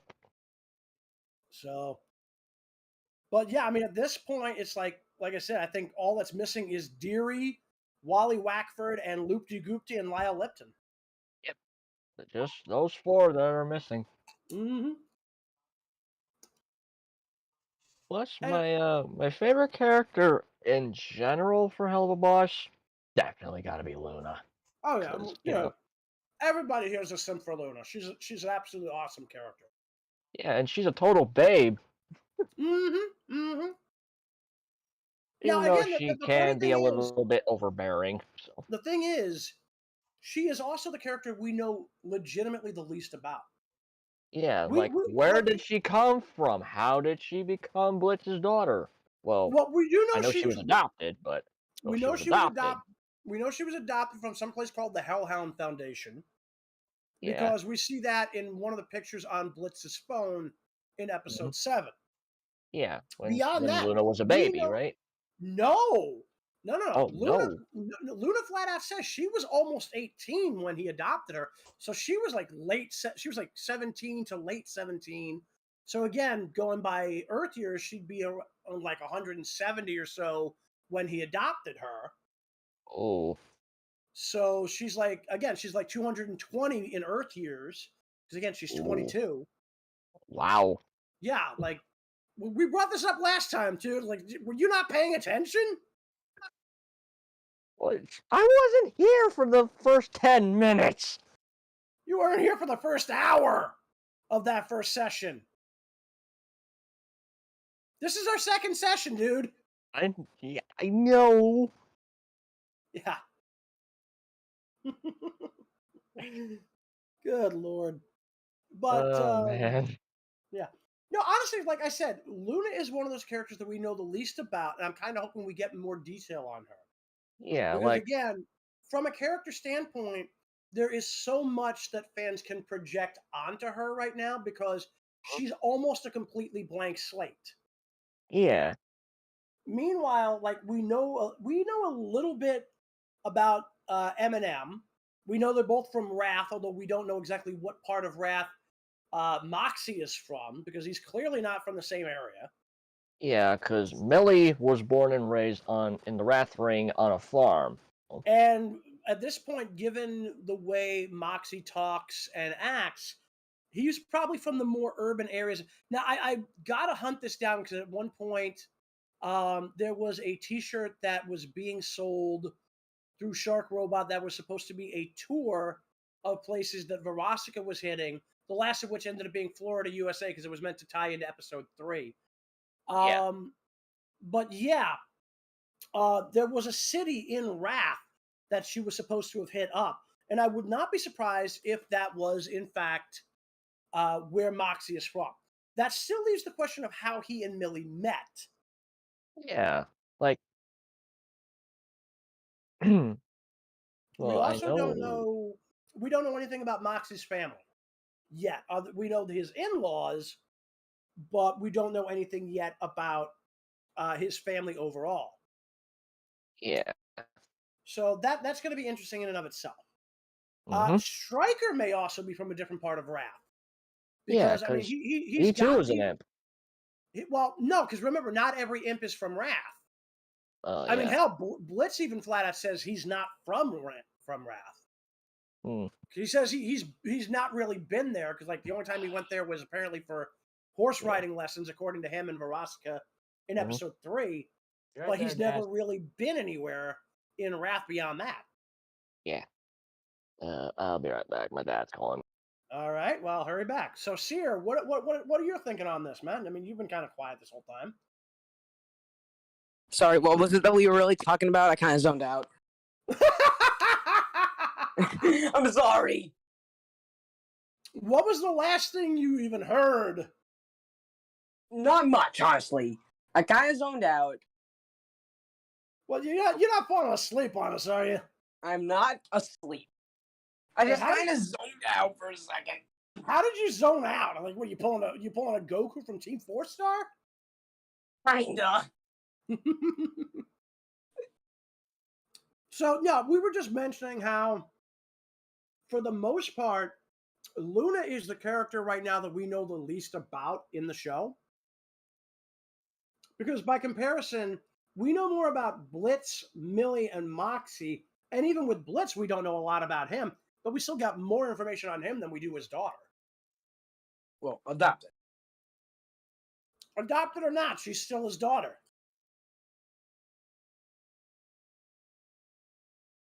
Okay, so I'm guessing, like, what you're asking me is, like, what are my thoughts on, like, what could be done with Luna, I'm guessing? About anything to do with the show at this point, because we're just Well, shooting first the I'll fact. start off talking about Luna. Now, Okay, I'm back. I feel Welcome like back. with Luna, she could really. I feel like you can go in multiple directions. Well, yeah, I mean, that was something that I was mentioning. It's like at this point, there are so many places they could go with her, and the fans have taken that and run with it because we have so little detail about her. In fact, I know in early fan fiction, a lot of people thought that Blitz had adopted her when she was much younger. So when it came out in episode 3 that she was almost 18 by Hell standards, it kind of threw a lot of people for a loop, but they don't care. They'll still do their own version of how they ended up being a family in fan fiction. I don't think Madrano's got any problem with that because it's fanfics. You know, it's like nobody gives a damn. Yeah, You know but basically, with Luna, I think what they'll do is like obviously go into detail more of just like how she met Blitz and whatever. But I'm kind of hoping we'll get that. Yeah. Mm-hmm. maybe also delve into maybe a bit of her childhood before she met Blitz. Again, that's something that I think a lot of us are hoping for because we know a little bit about Blitz and we know that his childhood wasn't necessarily the worst, but it certainly wasn't the best. I mean, look at his father, for fuck's sake. I mean, yeah, he's a greedy Now man. we know where Blitz got those puppy eyes from. Which is ironic because Luna uses them on him in that one finished scene from the fucking season 2 trailer, and she is a wolf, so her using puppy dog eyes makes sense. Yeah, and it's friggin' cute. Yeah, it absolutely was. It was adorable. It's puppy eyes. Literal puppy eyes from a wolf. Like, I'm sorry, it's fucking awesome. that they even made that joke without even mentioning that it was being done. Like I don't think people realize. I really don't think that many people realized exactly how many levels that joke worked on. It's like a literal. It's like a literal young adult wolf girl doing puppy dog eyes. Yep. I mean, stop and think about that for a minute. Yeah, but yeah, I mean, it is what it is. What can you do? Exactly. Mm-hmm. Mm-hmm. Plus, some people some people actually called Luna the I don't know if I'm actually allowed to say this on stream, Go but for it. Go for it. the STD dog. Okay, no. No, I understand that actually, simply because again, in the pilot, she She was basically she flat out told everybody that she had had syphilis. syphilis. However, that appears to have been retconned out because I really don't think she would have been trying to pursue somebody while having an STD, because that'd be a good way for him to basically go, "Fuck you, I'm out." Mm-hmm. Because like the fact that she was crushing so hard on goddamn Vortex, Yep. I mean, it's like if she fucking gives him syphilis, it's like that is gonna blow back on her goddamn social life, what little she has, like in so many different bad ways that we can't even speculate. Yep. Plus, it's like cool. Plus, you got to remember, it's like given that this is hell, they probably have a cure for it anyway. I mean, we've got a cure for it up here. Yep. Penicillin. Exactly. So yeah, she probably has gotten cured of it if she even still had it after the pilots. You know what I'm saying? Like Plus that's a on the big if. overlay, I absolutely just love her angry face there. That's just That's not even her angry face. That is literally just what they call resting bitch face. Yeah. Like, which works on, again, so many fucking levels, because literally the word bitch is the technical term for a female dog. I know. It's like, it's so Yep, fucking it is. hilarious. Everyone knows. So, yeah. Actually, a lot of people were wondering whether or not she was more animal-like or more human-like. And I remember on TV Tropes, can you hang on a minute? I got a phone call coming. I'll be right back. Alright. Alright. We'll be right back, folks. Because Warwolf and Sear both have something that came up. Yeah. And plus I got something to at 10:30, so hopefully it doesn't go longer past 10:30. Yeah. Plus we got some other fun recordings and sessions coming up on the channel as well. So Oh yeah. We do. yep, parts 1 and 2. Including the return of Infinite the Jackal. Yep, Infinite's making his return. Yep. Either in a Would You Rather or one of our Sonic vs. VA streams, segment reactions. It's one of those two. Yep. And hopefully we're going to react to the 5-part specials of the, it's basically a plus parody of Back to the Future. It's just 5 different parts. Yep. And then Why are you guys off topic? I just got back. we were just right. explaining stuff on the channel, that's all. Mm-hmm. Yeah. Just explaining some things from the channel. Yeah. So. Anyway. Oh, we got. Are you saying we got some comments in that we're asking some people first? No, we were just basically just giving a prelude to what the channel's coming up, Anyway. Right. Oh, so who was it on the phone? Your agent again? No, good lord, that was an in-character moment, you goof. What is wrong with you? Okay, so What is wrong with you? So I guess that makes me goofy then. Well, that explains a lot.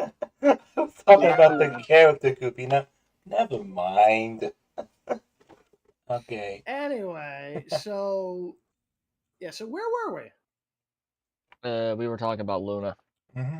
Well, yeah, Luna, and in general, like the fact how much more we know about various characters than we do her. We're saying like how we basically know a lot more about Yeah, literally I almost mean- every other character except for Luna. Yeah, I mean, like, a lot of these characters are pretty much just right out in the open. I mean, Stolas, he's a member of the Ars Goetia. His wife is a complete bitch. And Psychopath. Well, yeah, that too. And I mean, and Octavia is more or less. I mean, Octavia seems like she's a relatively sweet kid. She's just had some issues with her family life. She's relatively chill. It's just that she's had a very rough life with her mother and her father, so Well, because arguing all the time. again, like we know for a fact that Stolas makes a point to be involved with Octavia's life. I mean, to the point that literally, like young Octavia in the very beginnings of episode 2 of the first season, we literally see her calling for both her parents. Stolas is the only one who shows up, and you look at those little drawings on the wall near the door. You notice Stella's not in any of them. Just Stolas. So she Yep. clearly has a preference to which parent she feels closer to. Yep. Like Her I own don't know. father. I don't know exactly how much of a relationship she even has with her mother. Well, in a really comic hasn't that much of I a read, Her in mother. the comics that I read, it was an e-comic.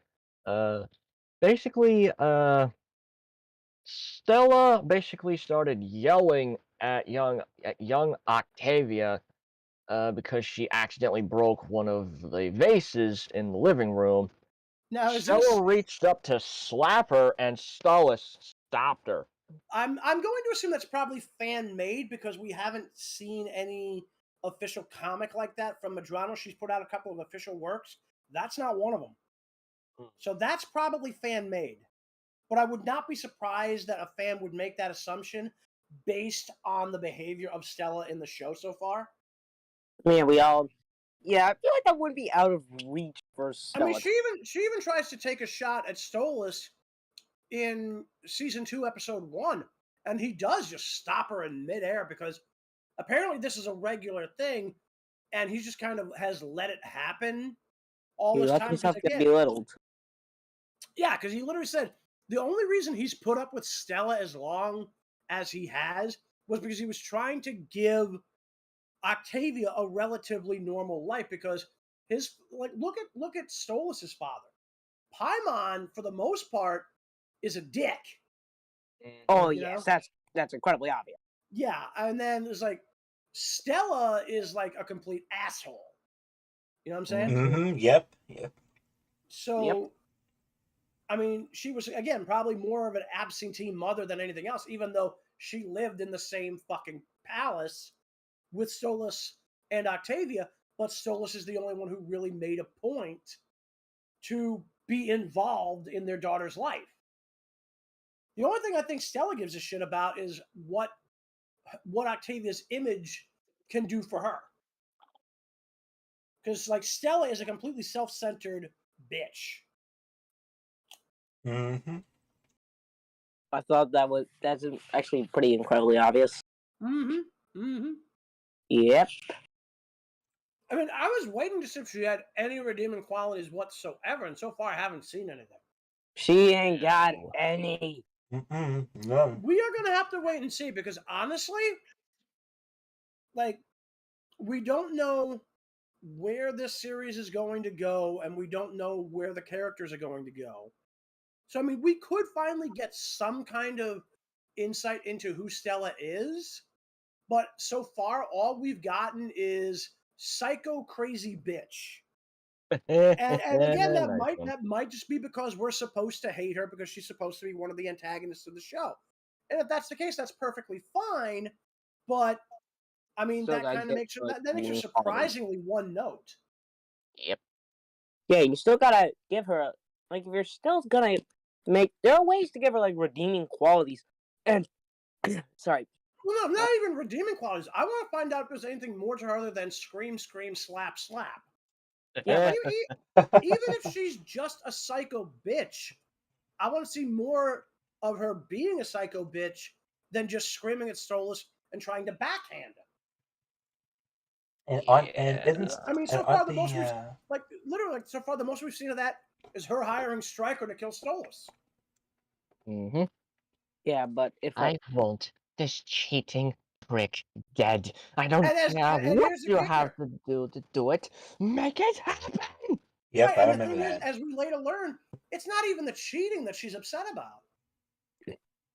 She doesn't give a damn.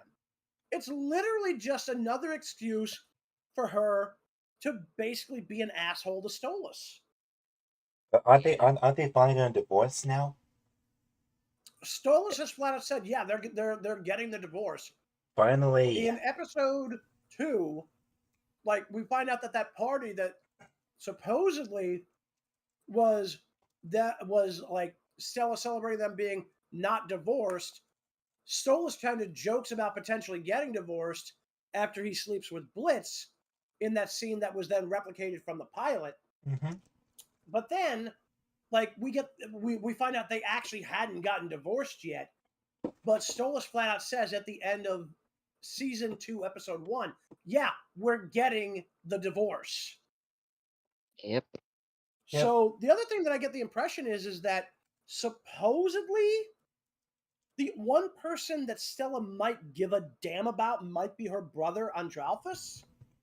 So we're still waiting to see how he's going to play into this. So that's going to be interesting.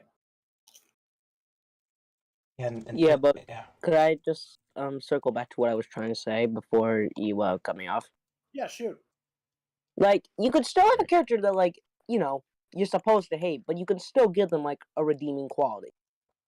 Like, I can't think of any examples off the top of my head right now, but there have been examples I've seen of, like, shows giving a character that you're supposed to hate actually some redeeming qualities, and you could still hate them.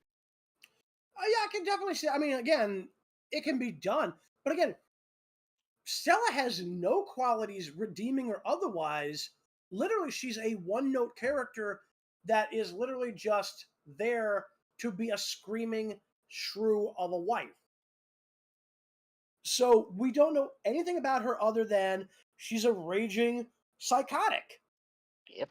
Yep. And even if she is a one-note villain, she should be more than just I'm going to screech at the camera the entire time. Like, if she's going to be a bad guy, do more bad guy things than just hiring a hitman. Mm-hmm. You know, do more bad guy things other than just shouting at somebody who's literally just taking it only for the sake of their daughter. Because, quite frankly, I get the impression that if they had never been engaged to be married and had never had Octavia, Stolas would have kicked her to the curb a long time ago, or they might never have even met. Because like the engagement was forced on them by Paimon and whoever the hell her parents were. So yeah, I mean, if it hadn't been for that, I don't think they would have ever even met.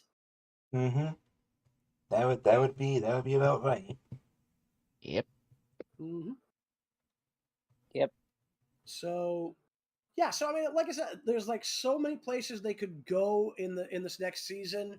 We know that again, Fizzarali's popping back up again. Octavia's going to be showing back up again. Sally May will be back, and so will at the very least Agent 2. So I'm really curious to see where they're going to go. And some of this could even be recurring storylines that if they do have a third season, I could see them continuing some of these stories on into the next season. Now, here's the other kicker. We don't know how long Helluva Boss is supposed to be season-wise. We know that Madrano has stated that her main story, Has Been Hotel, she wants 3 seasons. We don't know what the deal. We don't know what the deal she has with A24 Films is for. We know they picked it up for full series at the very least for 1 season. Madrano has said it would take 3 seasons to tell the full story of Has Been Hotel.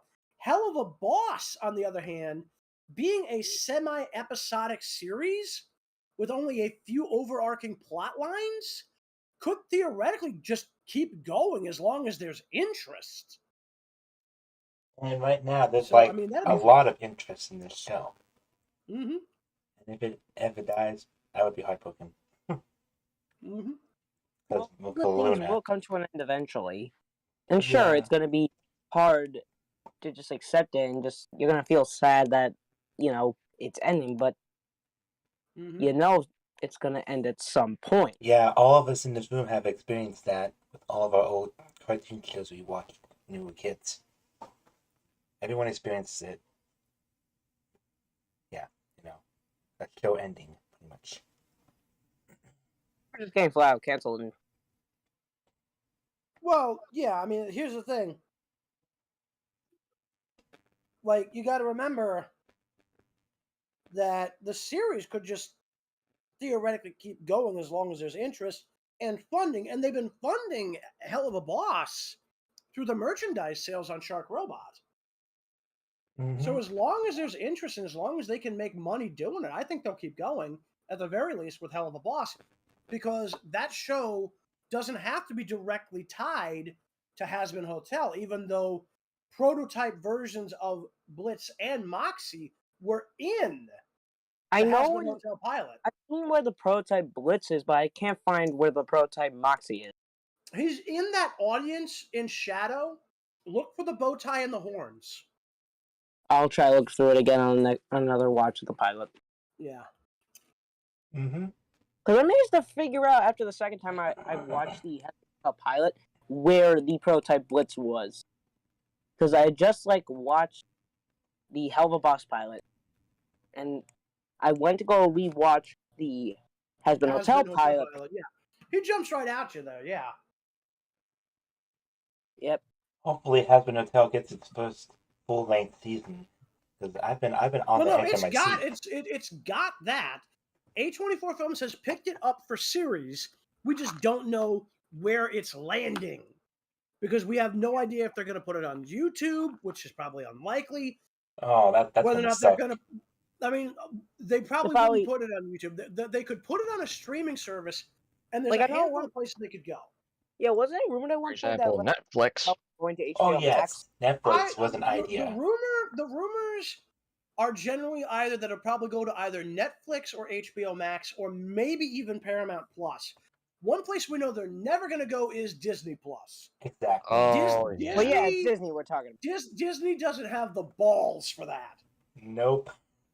No offense to our favorite character, Mickey Mouse, but Disney does not have the... Whoa. Speak for yourself. What do you mean, speak for yourself? Dude, I am not a fan of Mickey Mouse, okay? How come? I'm just not. Okay, Jayse and Sear, are you fans of Mickey Mouse? Well, I mean, Mickey Mouse was part of my childhood. Same here. Yeah, me three. All three of us. Yeah. It's part of our childhood. But again, I'm just not a big fan of him. And that's fine, man. That's fine. Plus, Mickey Mouse has kind of ruined the public domain, so I'm not a big fan just on that. Well, yeah, Mickey Mouse is the whole reason why the public domain changed so much. Mm-hmm. Well, funny note, at least 3 iterations of Mickey are coming into the public domain in 2 years. Really? Which one? Mm-hmm.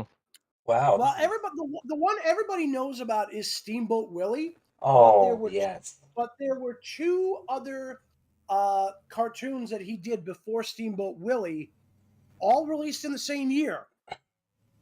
And Mickey and that particular version of Mickey in those 3 shorts is coming into the public domain in 2024. Wow. In 2 years? Wow. Mm-hmm, mm-hmm. And I know that Florida right now is actually fighting to try to get that done even earlier. I'm not sure how that's going to work. I don't think it would, but it's not going to happen. No. Either way, it's but even still, in the next 2 years, Mickey becomes public domain. Now they can still trademark him, and there are later designs that, because of alterations they did refining him over the years, and they kept re-copywriting the new designs. Those later designs will come into the public domain in different years in the future, but the original versions, the original design of Mickey, the first couple at least, will be coming into the public domain over the course of the next few years. I hate to interrupt this, but I think we can save Mickey Mouse for another day to get back to the Helluva Boss stuff. Yeah. What? So you were saying Helluva Boss, no, not a Helluva Boss, Hazbin Hotel could be on Netflix or Paramount Plus. Or Or potentially HBO Max. Yeah. Yes, that too. Or We Netflix.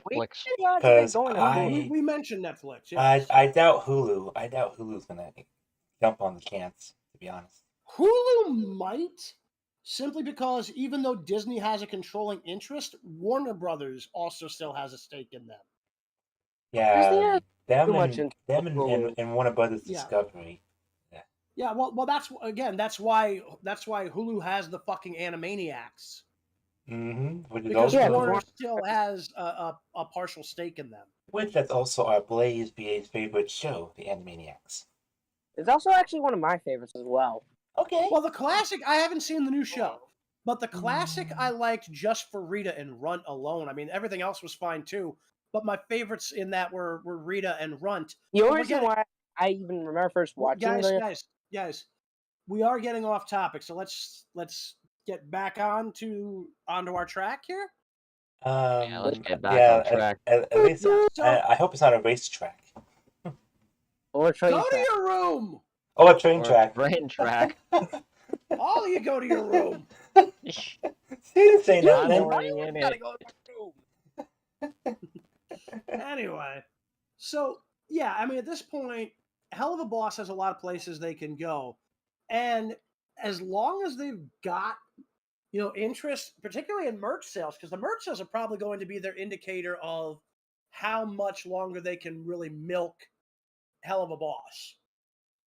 So Oh, as jeez. long as there's interest, and as long as they're making enough money to fund, the show, I think they're going to keep going. So, plus, it's like with all the characters they've been introducing, if they start introducing new plot lines that don't get resolved either by the end of the episode or the end of that season, they're going to have to either keep going because there's still going to be enough interest to want to see where those stories go, or if the series ends after, like, again, let's say it ends up being like Has-Been and only gets 3 seasons, they're going to have to make sure that that 3rd season is long enough to probably bring together every major plot thread. I mean, to be fair, not every show does that, but I'd like to think that they will. So, Yeah, we would at least hope for that. Yep, we can only Yeah. hope. we can only hope, but we have no idea if those hopes will be well-founded. Yep. It's really sad. All those hopes. It's a little weird, but what are you going to do? Yep. Alright, so are we running out of topics or? Well, so we've already discussed Luna, Oh! and Sorry, couldn't We resist. discussed Moxie and Millie. yeah, we've discussed about a character I think we should probably learn more about, because again, this is another character who's got a lot of dangling plot lines, is Verosica. Oh yeah. Because again, we Verosica. know that they were in a relationship, and we know that at some point she was so invested in him as a lover that she got his name tattooed on her shoulder. Which Yo, I've seen, and I'm still questioning it. yeah. I mean, Yeah, again, like, and again, we get the impression she is still kind of carrying a torch, because, again, you look at that scene in episode 3 where he falls out of the van. She does look briefly concerned for him. And again, this is one of those things where, again, I think she's still carrying a torch. I don't think she's over him. And we know nothing about how they got together. Now, I know that Deep Cut and Cartoon Universe have speculated that he might have been her bodyguard at one point. And, Yep. I mean, that's as valid a theory as any. We know that at one point they were dating, and they were open about it, apparently. Because, I mean, he was able to get a selfie with her at some kind of a big gala event or something. Because that's where, like, we see her in that fucking gorgeous dress. But we don't know why things went south and why he made the breakup as extreme as he did. I mean, considering he used her credit card to take horseback riding lessons. Well, no, it's more than that. She Stole her swiped, car. stole her car, went 3 rings to Wrath, which does fit, because again, the Wrath ring. Actually, that reminds me. So we don't know where they were staying at the time, because they're in the Pride ring and Wrath is 1 ring down. So she mentions going 3 rings to Wrath. So either that's a retcon, or they were somewhere else, which means they could have been in the Lust Ring, because that would be that would make rings sense. up. And maybe after he stole the car, maybe he met Moxie and Millie in the Wrath Ring. That is maybe. A big Again, maybe. This is one of those things that we don't know about, because again, we're not sure how Verosika and Blitz met. We don't know when their relationship got kicked off. We don't know exactly why it got so intense that, again, Verosika was willing to tattoo herself with his name, or why all of a sudden Blitz felt the need to break it off in such a dramatically epic fashion as possible. Kind of hilarious. Yeah, so far there's all just speculation until we get more details. Right, and we do know one thing. And that From is? episode from Truth Seekers, apparently each of the characters who popped up in Blitz's hallucination, because think about this, the only one who doesn't show up in his hallucination in Truth Seekers is Luna. Yeah. All right. That was so weird. All the characters who popped up in that hallucination represent something that Blitz regrets about himself or his life. Well, because see, Luna's a big Luna part. is the only thing, the only part of his life he has no regrets about, which is kind of sweet when you stop to think about it. Luna's he loves her as his daughter. Yes. Yep. Adopted, adult, teenage, whatever daughter. You know. Adopted or not, she's still his daughter. So yeah. Even though she doesn't show as much affection to Blitz in the episodes. By comparison, no, she's basically a parental tsundere. Ah. Might I explain to people what a parental tsundere is in case they don't know? A tsundere is, all right, it's a character who starts off being very harsh or like aggressive towards somebody, but typically has a sweet spot or a soft spot for the character in question. A good example of this would probably be Asuka Soryulangli from Neon Genesis Evangelion. I can think of one as well. One can make the argument for Masato. I'm just coming up with a couple off the top of my head here. I can think of one as well. On the top of your head. Okay. Shut up, Shadow. Don't worry, I wasn't going to make a joke. But anyway, yeah, I mean, it's basically somebody who starts out, very aggressive, very, harsh towards somebody, but also has, a more caring side to them.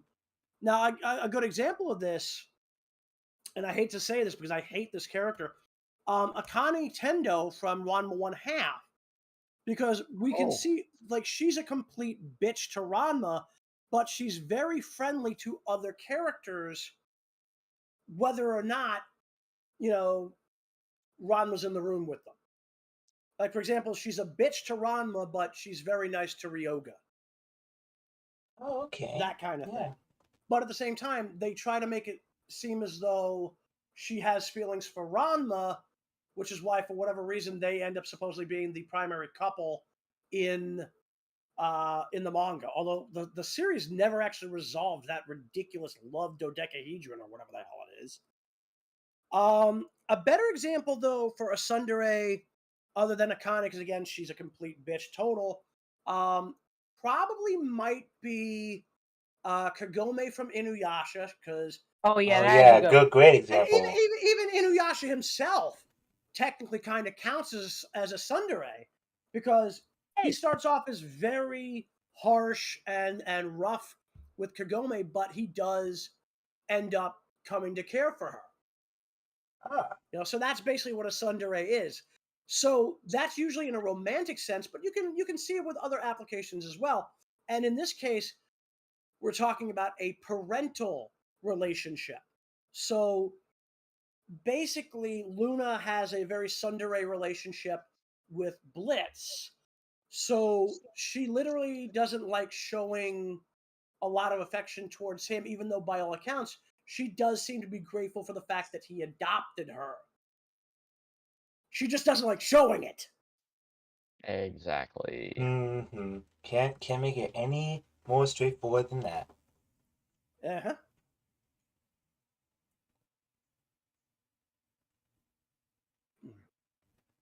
So, next, so we've covered that aspect of things. We've covered Verosika.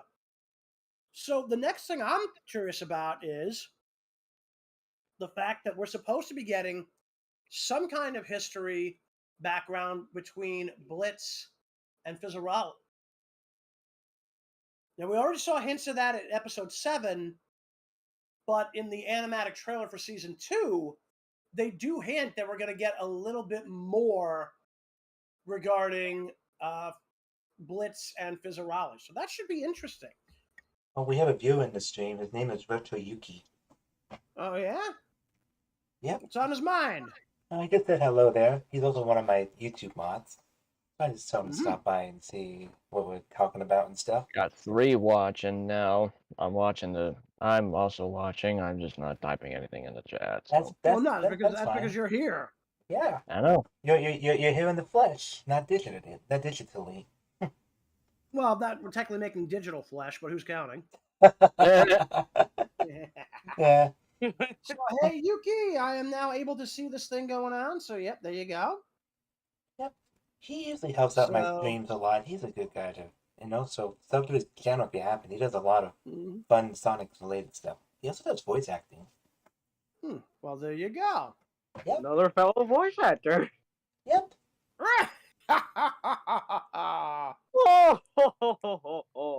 Oh God, let's not do competing Eggman laughs. That's just horrible. It's- That's almost as bad as Kodachi Kuno. Not what I was even trying to do. Yeah. That's a I was Kuno. trying to do the most generic. No. Kodachi Kuno is a character in Ranma 1/2. That show is so underrated and awesome. It's hard to explain. Ranma 1/2, not so much. But Also, thanks Yuki for sharing the stream with your we community. got a stream share here. Well, thank you very much. It sounds like we just got raided in the best possible way, guys. Hopefully, even though we're almost at the tail end of this, but yeah, I mean, Well, like I said, it'll go as long as it goes, because as long as we got stuff to talk about. well, like I said, I did say earlier I had something at 10:30, so Right. Well, it's not even 9 yet, dude. Yeah. Almost. And plus, I'm singing this chair for a while, and it's kind of hot on this chair. Well, get up and walk around. But no, seriously though. So if we look at this from the perspective of characters that we're probably going to be getting more information on, again, we're definitely getting more info on Fizzaroli. I'm hoping we're going to get more info on Luna, and we might see some more information on Verosika, because again, like Verosika appears to have been a relatively big part of Blitz's life. I mean, he's known Fizzaroli since he was a kid, but why do I get the feeling that Verosika might be his first serious date with a female? Because we know that Blitz is, I've heard pansexual and I've heard bisexual. I mean, I don't really see what the major difference is between the two, because it's like whatever. But so basically, Verosika is the first female character we've ever seen him date, because all the characters that he seems to have had a major relationship with are all he's got pictures of them all on his phone. And other than what we now know is his mother, he's basically only ever had 3 women in his phone. One is the imp that was retconned into being the mother of himself and Barbie Wire, plus Barbie herself shows up in one of the phone pictures. But other than that, I mean, there's just Verosika in terms of like people he's been in a romantic relationship with. Now, I get the feeling that he and Fizz might have been romantically linked, but I don't know if that's a thing. I know a lot of people have theorized that could have happened, considering, who the hell knows. But again, it's very noteworthy that even if that's not the case and they were just good friends and possibly even brothers, at this point I'm going to assume probably not, because Cash doesn't make any claim to Fizzaroli as his blood. But yeah, I mean, at this point, Verosika is the only major woman romantically that's been in Blitz's life that we know of so far. So that should be interesting because I really want to know more about her. I definitely want to learn more about Luna. Now, as far as Stella, we talked about her. And again, it's going to be very interesting to see what happens if her antics in trying to get Stolas killed come back to bite her in the ass. Because that could be another way they could go with this. Yeah, I also kind of want to see her actions of trying to get Stolas killed. Those coming back to bite her in the ass. That is something I want to see.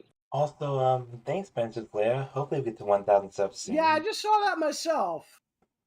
So I mean, it is a goal. We did lose 2 subs, but hopefully we can only hope, right? Yep. And Of course we can only hope. And I'm just unsure if we do hit 1K. I don't know what to do. So yeah. Yeah. So I'm right here too. So I just figured I might as well fucking sign in. So that'd be a good idea. Yep. So I'm kind of actually wondering, like, how many people in the community there. Like, so here's the thing: anybody who's coming in from that community raid from Retro Yuki, please go ahead and put some likes on this, huh? And maybe subscribe.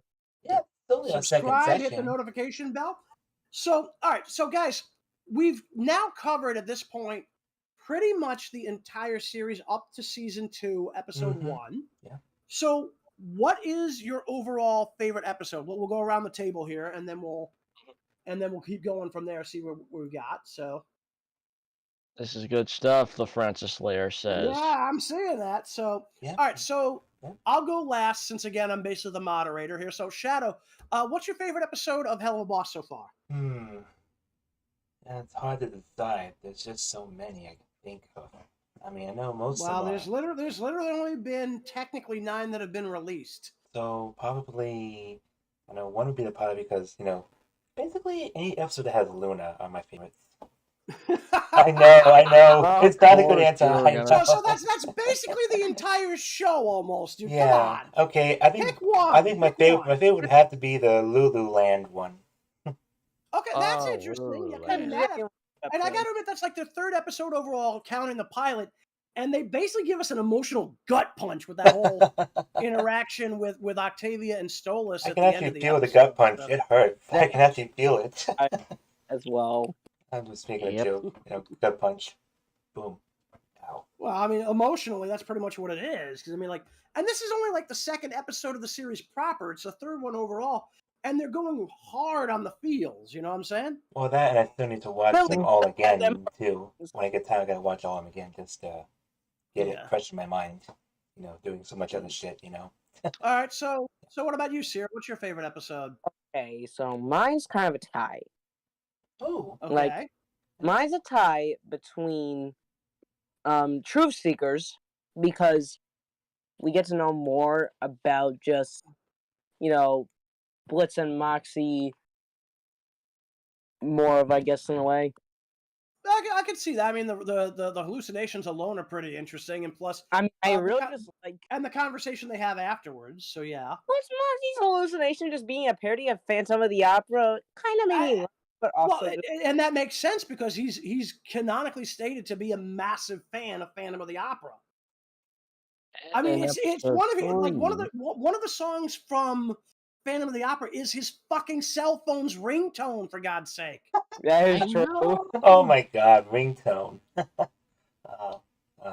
That's cool. Anyways, the other episode that I'm saying. Let me take a wild guess. Spring Broken? It's not Spring Broken, actually. Really? What's the other one? The other one is episode 2. We covered that. That's Lululand. Yeah, it's Lululand. You mentioned that first, dude. Get it, loon? Like a loony? Yeah. Nice. Right, so what about you, Jayse? My favorite episode would definitely have to be Spring Broken, because human form Luna. Yeah, human Luna. I mean, like again, for me, my favorites would be Spring Broken and Truth Seekers, and yeah, I mean, again, first off, it's like Spring Broken is pretty awesome just because we do get to see Luna go up with them for the first time to Earth, and she gets to basically do some crazy shit. But honestly, Truth Seekers, we get to see her do so much more. Oh yeah. I mean, she like More likes. I mean, she's a freaking badass. oh yeah. And she. And one thing I just remembered, the first thing she does when that fight starts at the end of Truth Seekers is she literally intercepts a scythe that was heading straight for Blitz's head. Oh yes. Wow. And she yeah. catches it, and she caught it in her teeth. Oh yeah. You forgot all about that, huh? Oh yeah. That's another favorite part of episode 6 I like. Mhm. Yeah, so again, like we were talking about this on the first discussion stream that we did for this, where literally we kind of broke it down. Like each of these guys has a different fighting style.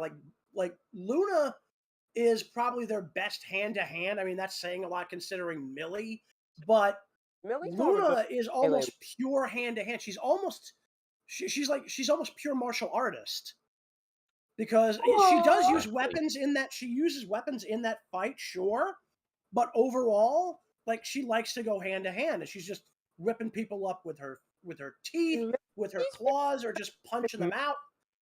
And then Millie is your melee brawler. And again, she's almost entirely, she has no real fighting form. She's completely like balls to the wall insane with this. I mean, she literally uses an axe as a goddamn Ginsu knife, for fuck's sake. And she just helicopter blades it and chops one person to like complete bits. And yeah, Moxie, I've seen that. Yeah, Moxie is your sharpshooter / marksman, and Blitz kind of does everything.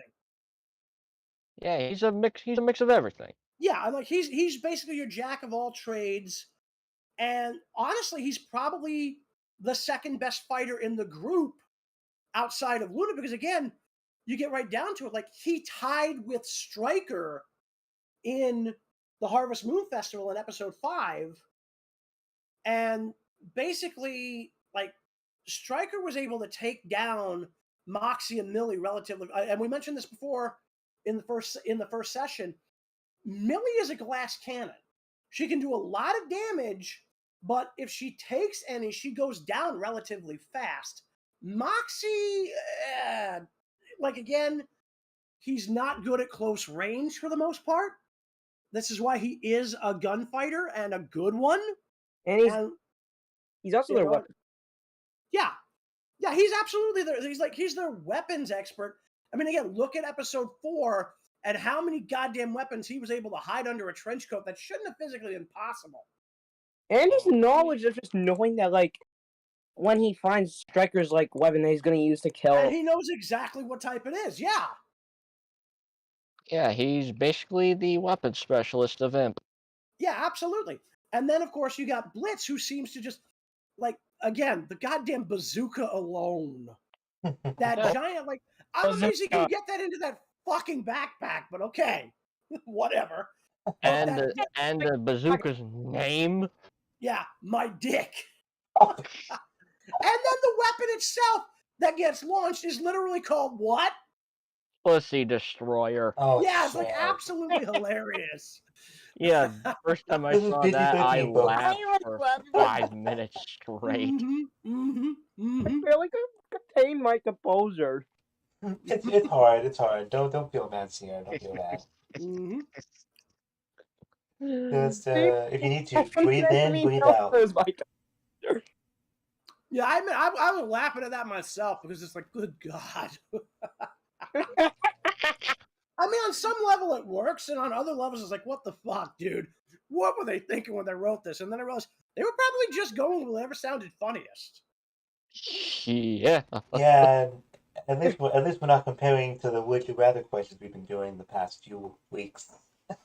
Oh yeah, those would you rather questions were god awful. You're telling me. I haven't been in here in the last couple, so I should probably go back and watch them. I was like, how cringe-inducing are we talking? Well, I do have these Like Would You Rather videos about coming up on the future. I did getting hit post in the one. nuts cringed. Yeah, it was.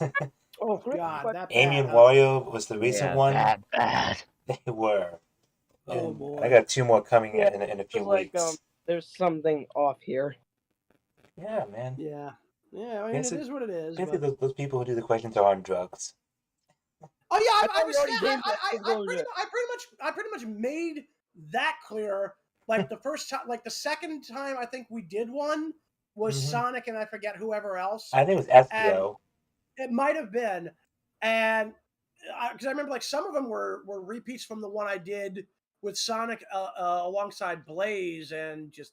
Oh wait, I think it was Sonic and Blaze. You said that, not Espio. I think it was, I need to watch those 2 again to find No, I which did it in one. both of them. Oh yeah, I so literally said both times. It's like the people who came up with these questions had to be on drugs. yeah, you did it A with lot of the shit just didn't make sense. Yep, Steer, you did it with him, and no wait, you did it with Mai. You did it with Mai. He was the other Espio backup. I remember. It was you and Mai did one, and then Christina Excuse was me. your place. I was a bit busy. Yeah, I forgot to. You were busy that day. That's why Mai took your place that day. Which he did good. Also, there was another Would You Rather question that I saw. It was on another channel. And Oh. this one is so goddamn bad. Okay, yeah. What was the question? Yeah, Go on. get it off your Ruby chest, Infinite. Would you rather eat a spoonful of cinnamon or snort mustard? We saw that one. I think we saw that actually one. saw that one. Yeah, and I just kind of like, what the fuck is wrong with the people that came up with this? I'd rather eat the spoon of cinnamon because I love cinnamon. Sip it up, bro. I do too, because I'm like I love cinnamon toast crunch. I just can't eat it all that often because again I'm diabetic. Aww. Yeah. I'd be so sad because I love cinnamon toast crunch. So do I. Like that's why I'll grab it every once in a great while. I'm just, I can't like eat anything too high in sugar. Like, in fact, actually, right now I'm pretty much on a cold cut diet, which surprisingly enough works. Well, that's Wow. good. It's better to have our main Sonic and Nega healthy and happy. So yeah. Yep. But yeah, so okay, so we've discussed a little bit about the weapon, or not the weapon, but the fighting style. But like again, what I find fun about that whole thing? Like even one is kind of like, why are we only using weapons from Japan's Edo period? And then 2 is like, hey, the Edo period was badass and you know it.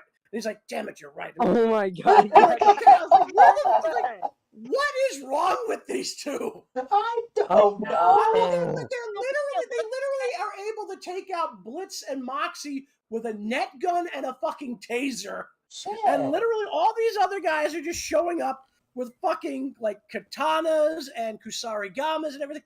And it's nice to see this and all, but literally like Imp is just using guns and whatever the hell that giant ass axe is that Millie is using. Because Millie's the only one using that damn axe. That's a battle axe and a half.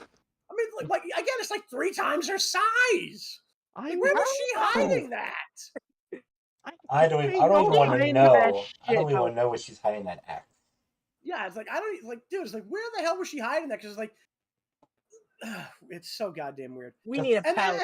And again, Luna in her human form, like they've been very inconsistent with the height of the imps, because in her human form in Spring Broken, she's maybe half a head taller than Blitz, who isn't that much taller than Millie. But in Truth Seekers, Luna is literally so goddamn tall that Luna can basically have a fucking backpack on with Millie riding around in it.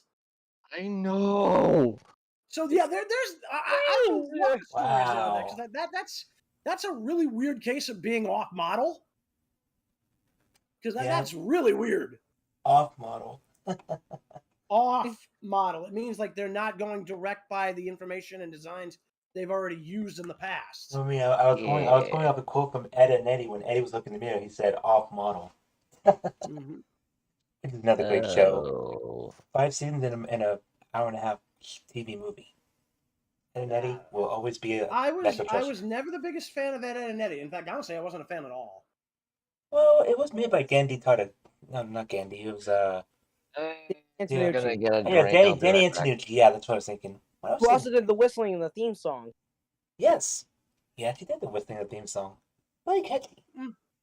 Anyway, you were saying, Warwolf, about the whatever? Well, it was kind of interesting that that Luna was suddenly depicted as being so much taller, but then when she goes back to her Hellhound form, she's again maybe one head taller tops than Blitz. So they were a little bit off model in that particular episode. Oh, speaking of which, Hmm?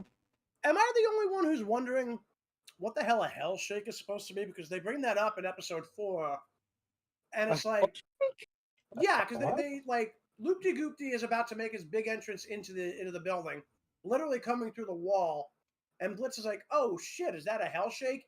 And Mox is like, "That's possible," and Millie's screaming for him to calm down, and he's perfectly calm. He's like, "I am calm because hell shakes don't happen."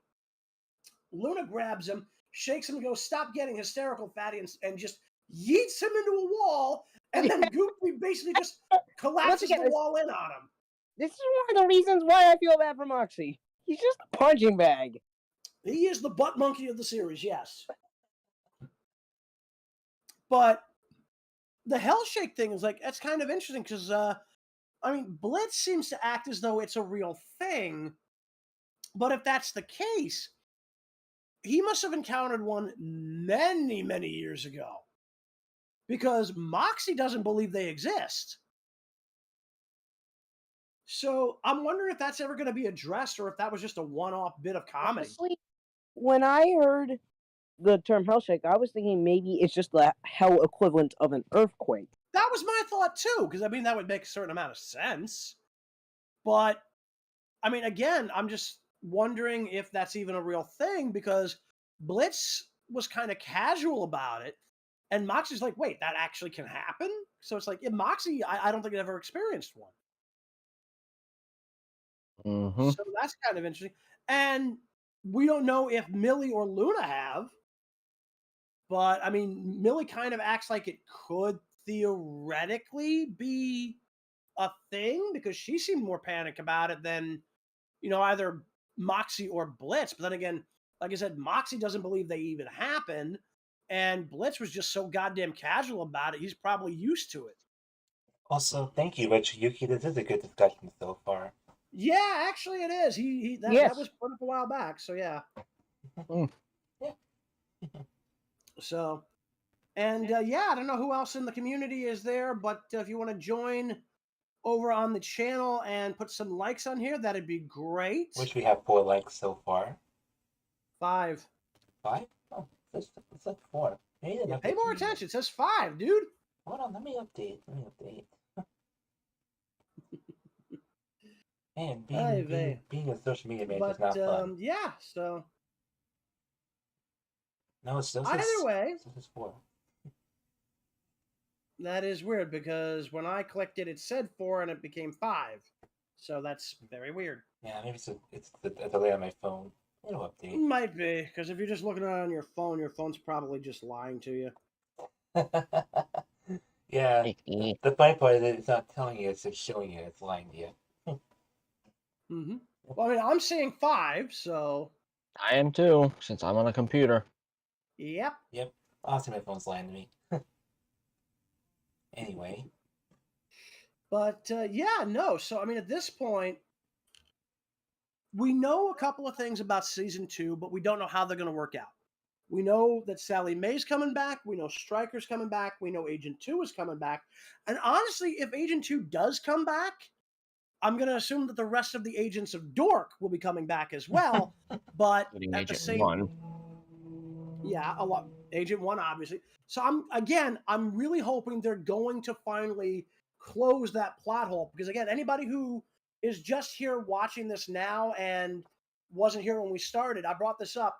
There's a major plot hole in episode 6, Truth Seekers, because we see Agent 1 and Agent 2 looking at all this previous footage of the Imp Gang doing weird and crazy shit. Mm-hmm. But then we get to the end of the episode, and Agent 1 is saying that the video footage they just got was the evidence they needed to be taken seriously. But the problem is they already had video footage of the Imp Gang doing some pretty crazy shit, including the battle with the giant fish in episode 3 Yep. and the fight with the cherubs in episode 4. So why is it they were not being taken seriously then? So again, this is a big plot hole. Yep. You could drive a Mack truck through that. I'm surprised there was I nothing realized fishy about I that realized- giant fish. Wait a Like, minute, a what- Mack truck? really Why not a Kenworth? Because There's, like, Mack, so many because people Mack around. truck is funnier. What's a Kenworth got to do with this? No, Hey. he's making a reference to a different type of truck. Because I Oh, said the plot hole was so big you could drive a Mack truck through it. oh yeah, Yeah, but- yeah. Yeah. Like, remember like in spring break, I think it was, Millie punches the fish. There were so many people around. Yeah, everyone Well, they could were see also it. drunk off their ass. True. Yeah, they were all having their spring break cloud Although party. I will admit this, the cops should have at least noticed the giant ass fish. You Or at least his think? corpse. Well, I mean, Shut what up. the hell were they doing? You Guess think they what they would have did? noticed? Yeah, it's like they course, were too busy focusing on Verosika and the gang. Yeah, and there was something that Verosika said that actually made me laugh my ass off. Is it the pig dick line? Yep. I had a feeling. I feel like that line also made me laugh. if it's making me laugh, you know I laugh at everything. It's doing something right. Because Yeah. pig is literally a criminal slang for For cop. cops, yes. Oh yeah, yeah. Yeah. That makes sense. Mm-hmm. But to be honest, our channel is pretty much weird and random, so anything What's makes amusing is that, do you notice that Vortex kind of joins in on that big collective groan? sense. Yeah. Yeah. So you're telling me he's gonna go down on the cops too? Maybe. Maybe. I mean, who knows? I mean, who knows? There's like 3 succubi, 1 incubi, and a hellhound, all in human form, at the very least. I would think the succubi alone would probably be enough. I think there was actually 5 succubi, including Verosika, so. Yeah. All right, so then so it's basically no, I said 4 incubi and 4 succubi and 1 incubi. Because remember, Yeah, there's yeah, an there's incubi 4. in the group. Yeah, there's 4 girls, 4 girls, 2 One- boys. 4 girls, 1 guy, and a hellhound. Yeah. Because remember, Vortex is technically like he's being a hellhound. He's not part of the Cuba species. Even he's a dog. So. Even though Vortex, he has a human form as well. Mhm. Right, true. But again, that's Yeah, but here's a question that I've honestly been wondering ever since like the spring break episode. okay. Shoot. Can With imps what? have human sizes? You know, that's an interesting question. I mean, Luna kind of seems to be under the impression that they can. My guess is, however, that for the most part, they either have never bothered or they can't afford them, which makes me wonder how Luna did. But The we do mystery. know that in episode 4 that the Imp Gang does put on some really cheap disguises. I mean, it's like the Blitz and Moxie and Millie, like their fucking horns are showing through most of these disguises too. Yeah. But they don't look human at all. I mean, like we got No. it's just really weird. Although I will admit, Moxie looks disturbingly close to human in like that one scene where basically Blitz spritzes him with a bottle full of piss. Oh yeah, where he Yeah, I mean, looks like a trans male. Trans woman, but Oh yeah. yeah. I mean, like, although I will admit, I'm Okay, Moxie, you're I- taking this a little way too seriously. No, he's like getting too. No, he's like you're getting too real there, Mox. Although apparently, this also hints that Moxie might be a communist, which is hilarious considering he lives in hell. Yep. Being a communist, I kind of find hard to believe. Mhm. Well, I mean, he was making like this shot at Lyle Lipton being, a millionaire, and thus like saying he was bad for being part of a capitalist, economy. It's like, dude, capitalism is probably the only goddamn economy that's ever worked. And like we know for a fact, communism doesn't work as a system of government, let alone as an economy, because the only way it can ever be allowed to quote unquote work at all is if you literally put everybody in that society up against the barrel of a gun. Oh yeah. I mean, look at Venezuela, look at Cuba, look at North Korea, look at China. Like none of these. Well, the Ukraine is not communist, dude. I know, but they're getting shot up by some. No, they're getting shot up by Russians. Yay. Mm. Let's try not to go down the politics path. Yeah, no, but like I said, let's it's try just like to do that. yeah. I'm just pointing out that it feels like either Moxie is communist or he was just taking a shot at Lyle because he wanted to be a dick. Mm-hmm. I mean, again, considering he's from hell, it might be the latter. And I was gonna make a ladder joke, but I thought, nah, forget it. Yeah. So, but anyway, so let's see. So we know that again, Sally Mae is going to be popping up, and I'm kind of curious to see what the context is going to be for that, because her voice actor has confirmed she is coming back.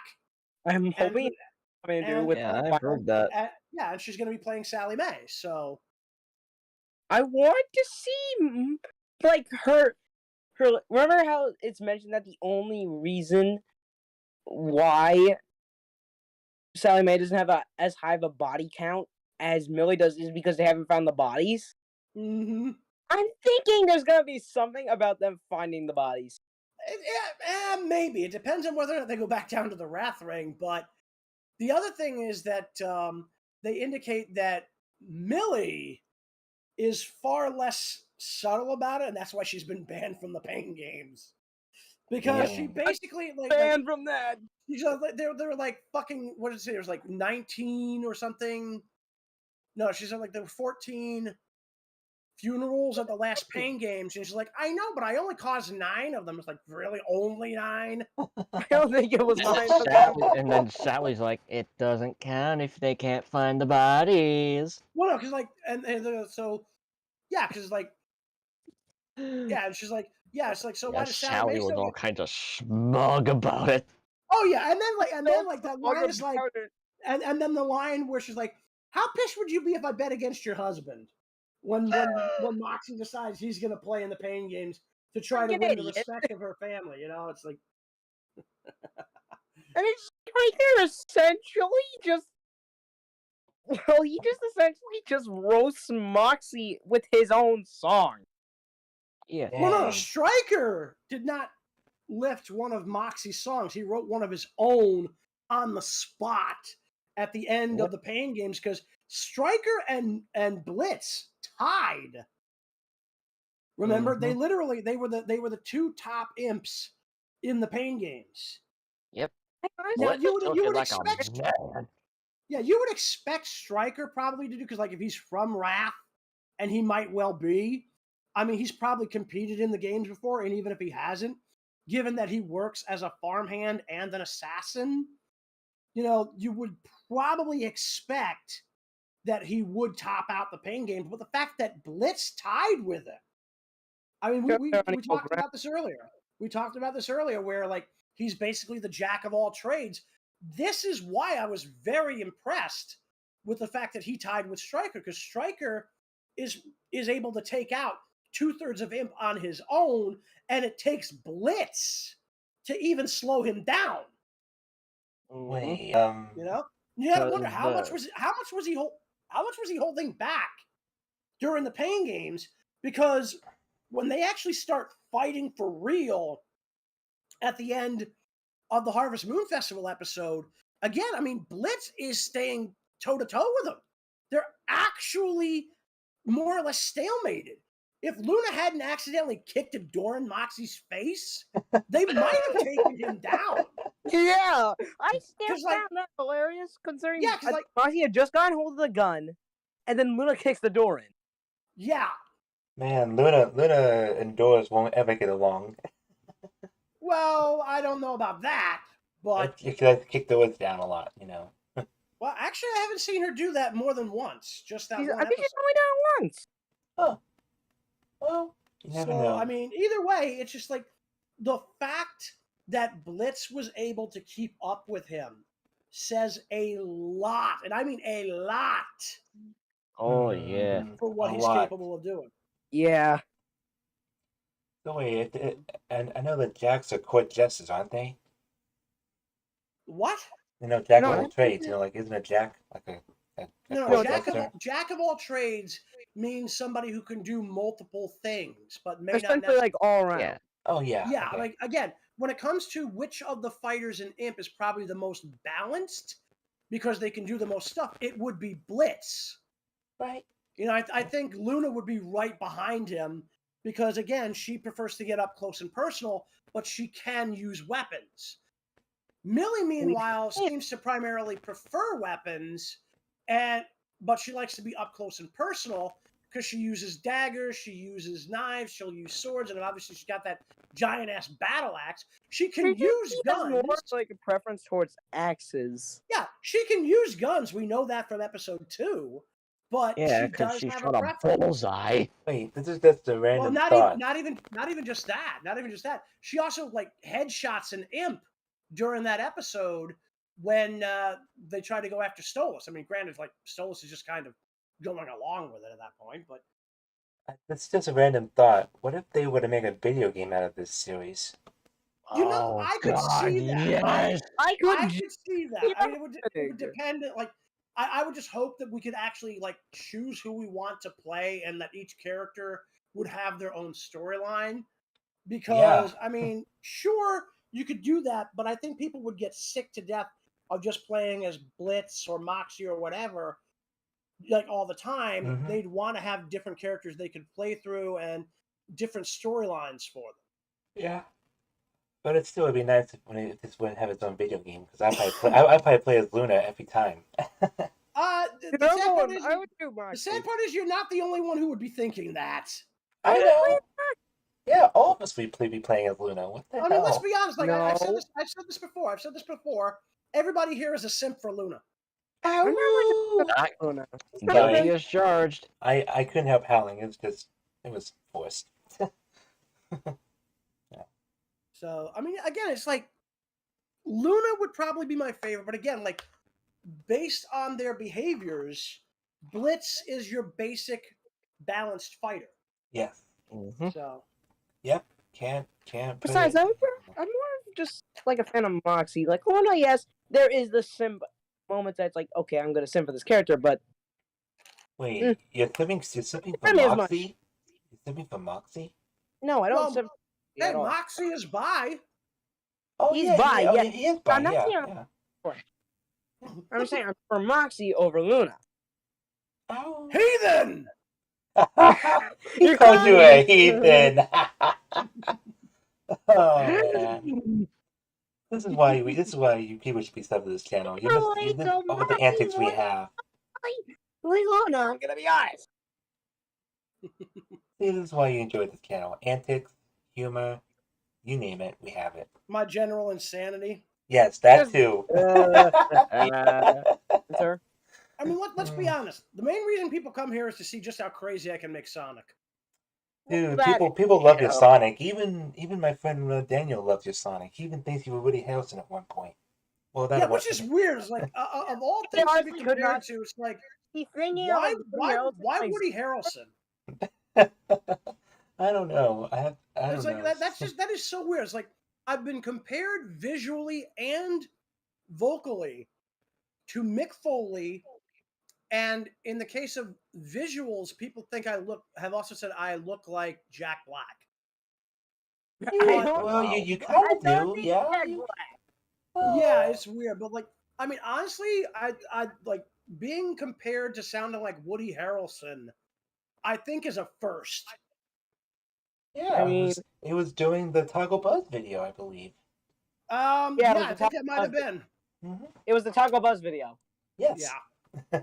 Which Sonic's still trying to get that. Poor, God rest his soul. Ding, Yeah, ding. really. Ding, ding, ding. I will murder you all. Just if you do, put something nice on our headstones, would you? Oh yeah, sure. I'll put something nice Yeah. on your headstones. Murdered Yeah. by hedgehog. No, this Ah, he died fabulous. Being an absolute idiot. Wait. Who's being an absolute idiot? Me. I feel like that's what I would want him to. Okay. He died as he lived. An absolute idiot. Because then nobody can fight me on it. I guess. Well, people would still fight an absolute idiot just because it's kind of easy. It's kind of like an easy thing to do to just beat up an idiot. Pretty much it's easy pickings. Pretty much. Yep. No. Like, I meant as in, like, nobody can just be like, dude, you're not an idiot. Hey, No, I mean, like, you as a person aren't an idiot, but most of your characters are complete dumbasses. Well, except for Espio. No, Yeah. Espio's kind of he's just kind of like sitting there on the shelf watching everybody going, you're still assholes, you know that, right? He's just more of just he's just one of those guys that's like, I have to go along with these He's like dumb the strong Like, silent okay, so here's a type, you know? question for you. Getting back on topic. Which characters, if any characters were to die in the show, which characters do you think are going to get killed off? oh god, I hope not Luna. I would be sad. I mean, obviously, we don't want Luna to die. Right. Yeah, we don't want Luna. Adorable. Luna to die. We don't want Miss Adorable to die. Of course. Then everybody would be rioting. Yes. Yeah. Everybody would be rioting in the street. If anything, Yeah, if any I character were to die, think- which one would you think was gonna go? if maybe anybody, Stolas, maybe? Yeah, I've heard that. I've actually heard that theory that maybe Stolas, maybe. But I think it's either him or Moxie, because Oh, not Okay, so, all right, Moxie. I'm curious. What's your reasoning for Moxie? because Mox and Stryker have a bit of a rivalry going on. I could see that. I mean, Yeah, both of them are possibly. gunmen. Yeah, I could see that. Yeah. What Mhm. about you, Shadow? Anybody you think might bite the bullet, metaphorically speaking? I already said I mean, Stolas. we know RoboFizz has literally done that in episode 2, but Well, yeah, I already said. He literally didn't fight yeah. an actual bullet. he caught it in no. his mouth. He caught it in his mouth. And Blitz took it that way. Oh, He what goes, a "What a mouth. mouth!" It's like, oh shit, what am I saying? Obviously, I would say that this clown-looking guy right beside right beside Luna, maybe could be killed Oh, off. okay. hang on. Wait. This- So we've got two. So are you talking about Fizzarali or are you talking about Robo Fizzarali? I think Fizzarali. Okay, Yeah, so you 'cause think the RoboFizz cyborg is already dead. That's right. Well, no, because remember, there's always a possibility for more of those to be made because they're mass produced in the Lust Ring. Yeah. They're for the most part, with the exception of the one at Lululand, which is just there to entertain children. Yeah, They're that one. fucking sex bots. They Oh, are. not geez. even- They are. They Actually, are. they're even advertised as such outside one of the tents in Lululand in episode 2. They're sex robots. Oh no. Oh God. Oh yes. Wow. God. Where the hell did we end up with talk about sex robots? Oh, you think that's disturbing? Like the real Fizzarali references. Hang on. The real Fizzarali in episode 7 references how successful those are, and in the audience, somebody says, "Yeah, I know. I've got 4 of them," and even he's disturbed. I was like, "Yeah, keep that guy far away from me." Yeah, I'd be scared of him. Yeah. Keep a 10-foot pole beside you if he tries to go near you and just put it in front of him. Yeah. I thought Who knows? you may have to clean the 10-foot pole afterwards because he probably touched his hands on it. But yeah, so Fizzarali could be interesting. So why do you think Fizzarali's going to bite it? I don't know. I just have a funny feeling that he'll eventually bite the bullet. I don't know. Could be. Yeah. Could be. Jayse, what about you?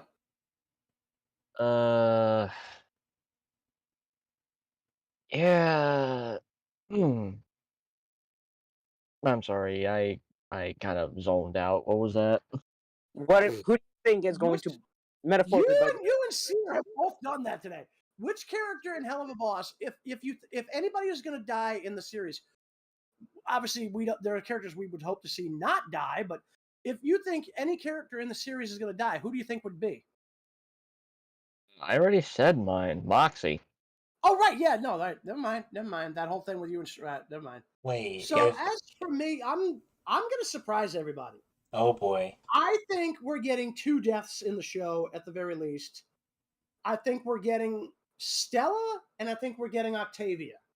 Not Octavia. Okay, I could honestly see that. I've seen a comic where Oh man. Stella accidentally shot Octavia right through the stomach. Oh, That God. is a fan-made comic, yes. But honestly, no. I think at some point that Stella's obsession with murdering Stolas is going to end up in a situation where it's going to backfire on her, and Octavia's going to get caught in the crossfire. Yep, Man, literally. What a sad way to go for that. But Now, the thing is, though, the more I think about it, I have to agree with Cartoon Universe that if Stolas' prophecies are right, Octavia, at the very least, will survive the out of the 3 owls. Because if you look at episode 2, that episode, that song that he sings to the little child Octavia, might be foreshadowing. Might be foreshadowing his eventual death. That was really touching. Oh, boy. That story he sang to little Octavia. That was really touching. It's pretty Yeah, cool. and again, like beautiful. it could be foreshadowing for his own death somewhere down the line. Makes sense. So, I mean, at some point, like I said, I do think Stella is going to end up dead. I would not be surprised if Octavia got caught in the crossfire. Whether or not she would die, I don't know, just based on potential foreshadowing from Stolas' song, but hopefully that would be more ironically proper. Well, hopefully if she does get shot, it'll just be a flesh wound. Maybe. Plus, little Octavia did mention to Stolas that she did have a nightmare, saying that she couldn't find him anywhere in the palace. Yeah, and that's when we get the song from Stolas. Him or her mother. No. Doesn't even mention her mother. Because remember, she says she was looking all over the palace for Stolas and couldn't find him. She never brings up her mother, even though she calls for her when she has the nightmare. Yeah. I mean, So any child would be scared to not find their parents in their own house. Right, but yeah, again, I felt the exact same way. We all have. And we know that Octavia is much closer to Stolas because again, he's the only one she draws pictures of as a child. Yep. Aww. Because remember, when he opens the door to baby Octavia's room, we see that little set of drawings she's done, and she's done a couple of different things, but the only picture of her is just her and Stolas. Stella's nowhere to be seen. Well, so like I said, I think she's an absentee mother. She lives in the palace. They know each other. They probably run across each other in the halls, but I don't think there's any real emotional connection at all between them. And that's probably only become a wider gap as the years have gone on. Well, remember, she's kind of also more of a daddy's girl as well, Octavia, and still. That's why she's a daddy's girl. I was just about to say that. Well, I beat you to the punch, Stephanie. Stella just be absent. Well, again, the reason why she's more of a daddy's girl is because Stolas has made a point to be involved in her life. Mm-hmm. Stella, for the most part, seems to only do so when she's in a situation where she's forced to, and effectively is just going through the motions. She's not even half-assing it. She's probably quarter-assing it at best. Oh, got him. I thought there was something less than a quarter, but I guess not. Well, I mean, that could be an eighth of an ass, but either way. Talking about the... Never mind. I was talking about like a nickel or a dime or a penny, but whatever. Well, no. Like I'm making a reference to the TV series Archer, where they also kind of made this kind of thing. Yeah, and I never watched that series, so that's why. It's surprisingly good. I'm waiting. Yeah, I did, and it's actually kind of awesome. It's freaking hilarious. I'm actually waiting for the next season to come out. I believe So- they air that on FX, I believe. Good. Yeah, they're on FX. No, FXX. Yeah, FX. Oh, yeah. Yeah. FXX. Which, if it's still airing there, and I hope it is, when the next season runs, It should be still it should be pretty fun. Yeah, fun. FXX. Yeah. Why did I say X? FXX. Two X's. FXX. Yeah. Like a double cross. Who I think is gonna die? Just try not to double cross any of us, Warwolf. No, I'm saying XX, like a double cross, because like if you turn the X's on their sides, they look like crosses. Yeah, but I was just talking about when someone double crosses somebody, like, don't double cross us. I know, but it didn't work. We get it. Good. Anyway, so all right, so we've discussed who we think might die in the show, but here's an interesting one. What relationships do you think will survive or change? Sear never said who we wanted not to die and kill. Sear never said. Well, no. We were talking about who did we think was going to die. Yes, Sear didn't say it yet. I thought we did cover you, Sear. No, we didn't. Oh, so who do you think's going to die in the show? Okay, you're gonna call me nuts for this. Probably. We won't. It might be either Millie or Blitz. You know, I could almost see that. Yeah, but the problem is, if you kill off Blitz, you pretty much end the show. He's the main character. He's literally the main character. And plus, Brendan Rogers would be pissed. Probably. Yeah, Brandon would not be He happy. literally helped he write the wouldn't. show. But the thing with you saying Moxie could die or Millie, whatever you said, that's a possibility. Millie, yeah, that's a possibility. I could somehow Because Millie sometimes gets a little bit overprotective. Yeah, I mean, you saw how crazy she got when she was trying to save Moxie from Stryker, and it just really came back to bite her in the ass. Because again, glass cannon. Yep. Yeah. Deals a lot of damage, but if you hit her, she's going down. Yup, she's basically a Has the lowest health. She's basically Glass Joe from Punch Out. Oh yes, I was That going is a to. good Oh comparison. yes, that's a good reference. Except she can actually fight back. Yeah, I mean, because I was like Glass Ugo Joe, like Fronts. you can beat him in the first round if you know what you're doing. But yeah, no, I mean, Moxie and Millie, they probably work best as a team. But again, Millie is the glass cannon of the group. She's absolutely the most fragile of them in terms of like direct hits. Yeah, she may be tough, but she one hit and she's down. She's great on offense, but she sucks on defense, basically. Yeah, pretty much. Yeah. But even if yeah, Millie she has an Achilles heel. Like, you know how you mentioned that we saw like in the Helluva season 2 Adam Magtro, we saw like Millie and Moxie, I think it was, that you said fighting Stryker. Yep. Yeah. Maybe like instead, maybe Millie gets like incapacitated, and it gives Moxie a bit more motivation to like defeat Stryker. Possible. Very possible. Yeah. All right. Like, So that would help come full circle. maybe. So all right. So the question we were going to get onto after this, because I didn't realize we'd skipped you here. Which relationships do you think will survive, change, or be established by the end of the series? Ooh, that's a good one. Oh, I think Eminem would definitely survive. At this point, like if they've managed to make it a year, yeah, I have a hard time seeing them. Yeah, that's like, gonna. separate. And I really have a hard time. obviously, the relationship between Luna and Blitz is probably going to survive.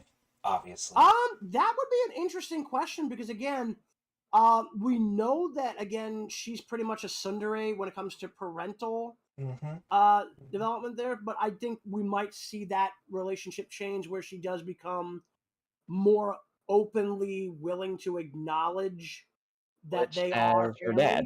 Yeah, which I'd love to see that happen just because, I mean, she's kind of like the Instagrams aren't official canon as far as I understand, but they can sometimes be taken as canon as long as they don't get contradicted by anything in the show.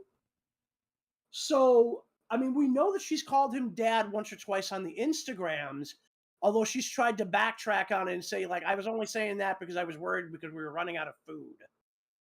Which is weird, but like, okay, because this is like, there was like an entire little... Understandable. She is totally denying it. Yeah, well, here's the kicker. Like, she said this during a small Instagram event they had where Blitz got kidnapped and then got rescued by a horse. Oh no! Why I'm not even kidding. Blitz, I'm not even kidding. I'm not even kidding. I'm not thinking you're kidding at all. I honestly could believe that happened. Mm-hmm. I mean, considering what we've seen happen in the show, I am not surprised. Yeah. She's done it once or twice. One was during that event, and I forget what the other one was. Episode 3. No, I'm talking about in the Instagram, not the episode, but that too. Oh. But actually, Well, the funny thing she was is, close to calling him dad in episode 3. almost got the full word out. Then she sees Blitz and that fucking face she's making, and she just corrects herself. But Blitz. Yeah. Make sure you correct yourself before you wreck yourself. Check yourself before you wreck yourself. Yeah. But don't wreck yourself, otherwise you got to check yourself into the hospital. Mm-hmm. Yep. But anyway, no. I do think that relationship is going to improve. Here's another relationship I think is going to improve. Well, hang on, because, like I said, other than that whole thing, I do think we're going to see some change in the relationship between possibly Blitz and Octavia. Because she is not particularly thrilled with him simply because, again, he was literally the person that Stolas was having an affair with. Right. Yep. But I think if your theory is right, by the way, and like, because again, like they were teasing this with the shark robot, friggin' merchandise and stuff. If in fact they do have her and Luna end up becoming friends, I think just because of the fact that would put her more directly in the orbit of Blitz, that her relationship with him is going to change. I would hope for the better, because I do think that Stolas and Blitz are eventually at some point going to get back together. Yeah. I feel like I remember seeing this like theory being like that Octavia at some point was going to join Imp. I heard that theory. I also heard the theory that Verosica might join. I could see Verosica, but yes. Which is like I have a hard time understanding where they got that from, but I could sort of see it, because again, that could then lead to a genuine love triangle between her, Blitz, and Soul. Because again, remember, she's still carrying a torch for Blitz. Yeah, because she put her hands over her mouth when she saw him fall out of the van. No, she didn't. Wait, what? No, she didn't. She just like had this little face of concern, but no, she didn't cover her mouth with it. But like, no, again, think about this. If she was really over him, A, she wouldn't be concerned about him falling out of the van, and B, she would have removed the tattoo by now. That is true. But also, one of the reasons why I think it would be impossible, really, right now, for Octavia to join Imp is because of how much she hates Blitz. Again, why I'm saying that I think there's going to be an improvement in the relationship between Octavia and Blitz is probably going to be Luna. I think Luna's going to be the catalyst for positive change there. Yeah. Here's a relationship I think is going to improve. Okay. Moxie and Luna. That could be interesting, because it would take a lot to really make that work, just because, like, they genuinely, for whatever reason, like, Luna just loves taking shots at the guy, and we don't have a clue as to what. My favorite shot of her taking one at Moxie was in a what was it called? Oh, episode 4, where the whole handshake thing, yeah. Oh, get hysterical, Betty! And yeets him at the wall. I mentioned this earlier, dude. Yeah, that's super funny, but I think he will improve, because eventually probably climb more to be like. Like in the pilot. Like in the pilot, Millie was not Millie. Moxie was talking about Luna being what was it again? He said. I think I remember. Like, if you're talking about in the pilot, where he says that Blitz treats her like a meth-addicted homeless woman that he lets man the phones. Yeah, that's what I was thinking of. I forgot about that. And then she says, no, she doesn't say anything. No. She just flips him off. Oh yeah, that. When she says that, it's after he blames her for getting the target wrong, and he says like, "Oh, that was Luna's fault." Even though he'd be like, "Yeah, I want to go on record and say that was Luna's fault. Dispatch is supposed to give us the correct information about the targets." And she's like, "Oh, sit on a dick, Moxie." And he tries to make a comeback. And the best he can do after spluttering around is, "Do your job." Yeah, that was funny. That was.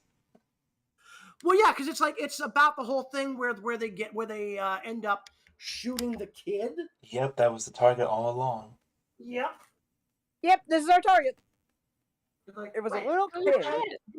They wanted us to murder an actual child. That's what they're saying. Oh shit! I guess there is a god. Boom. And that little kid almost reminded me of Billy from Billy and Mandy. That little kid. I know, right? He's voiced by Edward Bosco. Oh yeah, Bosco. Yeah. No, I'm pretty sure the kid was voiced by Jordan. No, the kid was voiced by Bosco in the pilot.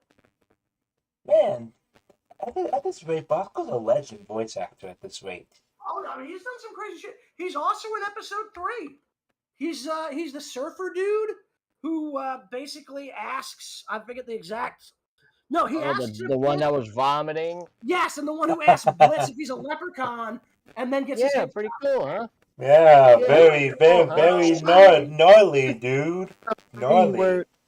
Whether it was episode 3 or episode. No, it was episode 3. It was 3. It was 3. Yeah, remember how He's a leprechaun? Yeah, pretty cool, huh? But you ain't gonna tell nobody. Schlunk. You sure as shit ain't gonna tell nobody. All right, next one, Luna. Yeah, I mean, and then he turns around and Luna's gone. It's like beep beep beep. He's like, "Where's my baby?" Oh God. Oh. Like, again, this show has so much in it. It's like, the writing is hilarious. The characters are great. And again, like I said, so we just had Sear give his opinion on a couple of different relationships. Jayse, what about you? I think Moxie and Millie are gonna be even more improved, and as well as the thought of Stolas and Blitz getting back together, along with Vortex and Luna kind of meeting each other again, you know? Well, we do know that she did go to one of the Hound parties in that season Vortex 1. Invited her to. Yep. And then she goes to another one at the end of the season, which we haven't seen yet. So the one that we have seen is purely on the Instagrams, at the very least, where she mentions that she did end up going to one of the Hound parties. But either that or she mentioned that he invited her, because they were both in their human forms, and it was like a tie into episode 3, I think. But so yeah, I don't know. Are you suggesting they're going to end up getting together? Because again, you remember that Vortex is dating somebody. I know. But I have a kind of like a headcanon going on with Vortex and Luna. See, I always hated that term headcanon. The term is fanon, which is fanon. Yeah, I have a fanon. Yeah, fan-made canon. Yeah. Head canon just makes my. I want to hurt people who say that. Why? Because their head might be shaped like a cannon. Cannon. No. Good God, Shadow, go to your fucking room. That was horrible. What? I'm just saying. I thought you one meant of my we don't want to act like Lockdown from Transformers: Age of Extinction. Oh Lord! Don't talk. I wasn't going down that path. Because he's got a gun face. Yeah, I'm not even getting into that. Anyway, so Jayse, so what were you saying? I kind of have a fanon going around that with Vortex and Luna, where basically Vortex's girlfriend breaks up with him. Then Vortex gets upset at the party where he invited Luna, And then she sees him upset, goes over to him, and asks, "Hey, are you okay?" Then they just start having this conversation, and it kind of escalates a little bit. And yeah, Maybe. I mean, That seems the possible. Yeah, it seems like it escalation. could happen, but the thing is, depending on what happens, when and if we ever get episode 8, that might blow your idea out of the water, at least temporarily. Blow it out of the water. Shadow, it's not that funny. It's a common expression. Yeah. Well, sorry. Sometimes I just laugh at stuff randomly. I don't know. I guess. So, anybody other than those two, or was that it, Jayse? And I think, and I could be wrong. Don't quote me on this, but I think Verosica might get back together with Blitz as well, because like you said, Warwolf, she But- might still be carrying a torch for him. Well, I mean, again, the fact that she was so surprised and concerned about him falling out of his van was kind of a shocker. And again, Yeah. she still has that fucking tattoo on her shoulder of him. Yep. Like, if she was really over him, she would have gotten rid of that. You can't possibly tell me that thing is completely irremovable. It's not possible, especially in hell. So, Mhm. so what does Spider-Man's enemy Shocker have to do with this? What? You said a Wait, Shocker? I was thinking of the Shocker, one of Spider-Man's arch enemies. Like, what is he gonna do with it? No one mentioned Shocker. Literally nobody mentioned Shocker. And by the way, I wouldn't have been like if you were gonna make a joke about Shocker, the one from Spider-Man is too easy. Go for Shocker from Kamen Rider. Believe me, more people will laugh at it once they realize the joke you're making. Well, that, and if I had watched Kamen Rider, I probably would have made that. Maybe watch Kamen Rider. It just doesn't help Yeah, me. Shocker first showed up in the Heisei versus Showa Riders movie. No, it didn't. Oh wait. Oh, Shocker is the one that started the whole fucking thing back in the Showa era. They're the ones they're the ones who kidnapped frickin' Ichigo. Ichigo and Nigo. Yeah. Yeah, Takashi Hongo was Kamen Rider Ichigo. Mhm. And yeah, he was abducted by Shocker. Yep. And then he said Kamen Rider Sango. Yeah. Yeah, Kamen Rider Nego is Kamen Rider because Ichigo is Kamen Rider 1, Nego is Kamen Rider 2, and basically Ichigo saved Nego while he was in the middle of transformation. By the way, it's spelled Nigo for those people who are wondering. Just because my Nigo. Nigo. I know. I was just. Yeah. So now this is an actual Shocker. No pun intended. Anyway, but we're getting off topic there. So, also, and another thing, yes, I do agree with Sear on his Blitz and Luna. I was gonna say that too. I was the one who mentioned Blitz and Luna. And as well. Yeah, Blitz and I Luna. meant Moxie. I was talking about Blitz and Luna potentially, improving. Unless he was talking about Moxie and Luna, which I think is. I was talking about Moxie and Luna. Moxie, Moxie and Luna. Yeah. Now I remember. Yeah, I mean that one again. I mean, I wouldn't necessarily rule it out, but at the same time, I think that would take something really major to get those two to really have an improvement in their relationship, such as it is. Mm-hmm. Yeah. But we won't know until it possibly happens. Exactly. Right. I mean, that's going to be one of those things where we're just going to have to wait and see what happens. So the series, at the very least, because we don't know exactly where the series is going, the only things we know for a fact are that Sally Mae and Agent 2 from Dorks, their voice actresses have confirmed they're coming back. Yeah. We know that Stryker is coming back because he was in the season 2 animatic trailer. He's more Norman Reedus. Thank you, Sear. Please try not to pop a gut. Try not to pop a gut while you're fanboying. I think there's a thing called busting a gut, but that's what people's laugh. there's another thing with busing that we won't get into. Yeah, What? we're not going to get into that. Anyway, Oh So- yeah. so all right, so here's a question. What plot holes or what characters do you want to see them expand on in the show? Obviously, Luna. Ooh.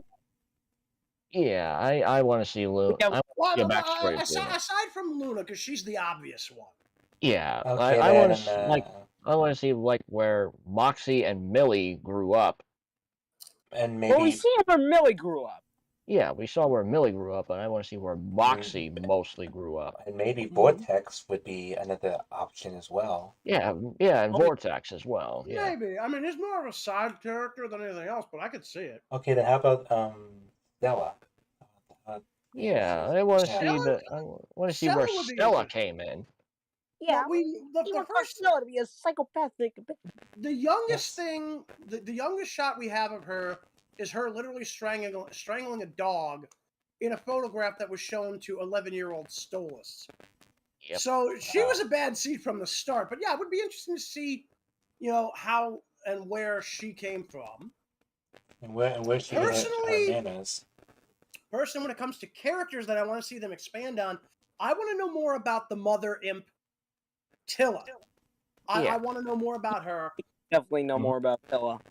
And again, I'd like to see more information about Verosika, just because it's, again, given that she seems to be probably one of the biggest events in Blitz's life before he ended up in the situation where he and Stolas have reacquainted themselves, and he's basically become, Stolas's booty call once a month.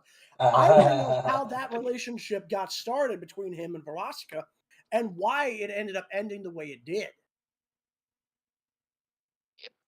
Yeah, I'm surprised you said all that with a straight face, Warwolf. Well, again, like if I said it without a straight face, my face would be halfway on the floor because it would. God damn. Oh my dude. god. Damn it! Wow. I have said this how many times? 1,000 times too many. If you give me the opening for a joke, no matter how stupid, chances are I'm gonna take it. Yeah. How stupid. Oh man. That just came Okay. out funny all the time. Okay. But yeah, no, I mean, honestly, like I said, it's just one of those things where, again, it's like she got his name tattooed on her, for fuck's sake. Yeah. Hmm. No. Like this is a character we need more background on. Oh, definitely. You know, Yeah, a very long background check. Yeah. background check. What do you think you are, a cop? Nah. Not Well, really. Shadow the Hedgehog is a GON agent, so That was not proven. That was not proven. But You that is worked for Gun in Sonic 06. True. That's still. true. He kind of did. And then they killed Maria, and I kind of got pissed off. Marie's been dead since before Shadow was introduced into the games, dude. That was the whole reason why he was an angsty bastard. And just Yeah. emo. That's why I said angsty bastard. You do know Shadow's right beside me, and he can heal all this. So, yeah. Yeah. Again, I know you're here. I know you're hearing all this. Exactly at what We don't point am I care. supposed to change my opinion? So that way Shadow doesn't go edgy-tastic crazy. At Yes. least he admits it, folks. yep. He admits it. That was my fucking ears, dude. I have And no, my volume ears, turned no, down. my ears are not actually fucking. God.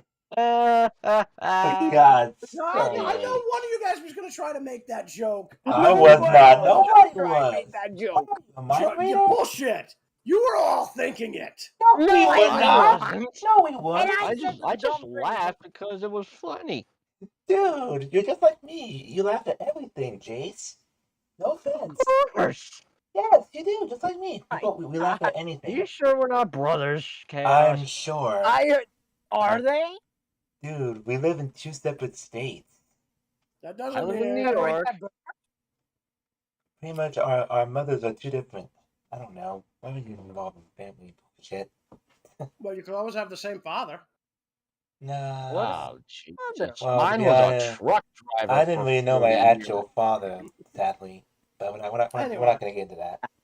Anyway, Okay, I got something. moving on. Like I said Moving on, earlier, I got moving something I got to do at 10:30. So. Moving on. Hang on. Speaking of plot holes, again, the dorks. Oh yeah. This is Yeah. the one, again. This is the one. We need to know more about that. I think they're going to have to address why the imp footage wasn't enough for them to be taken seriously.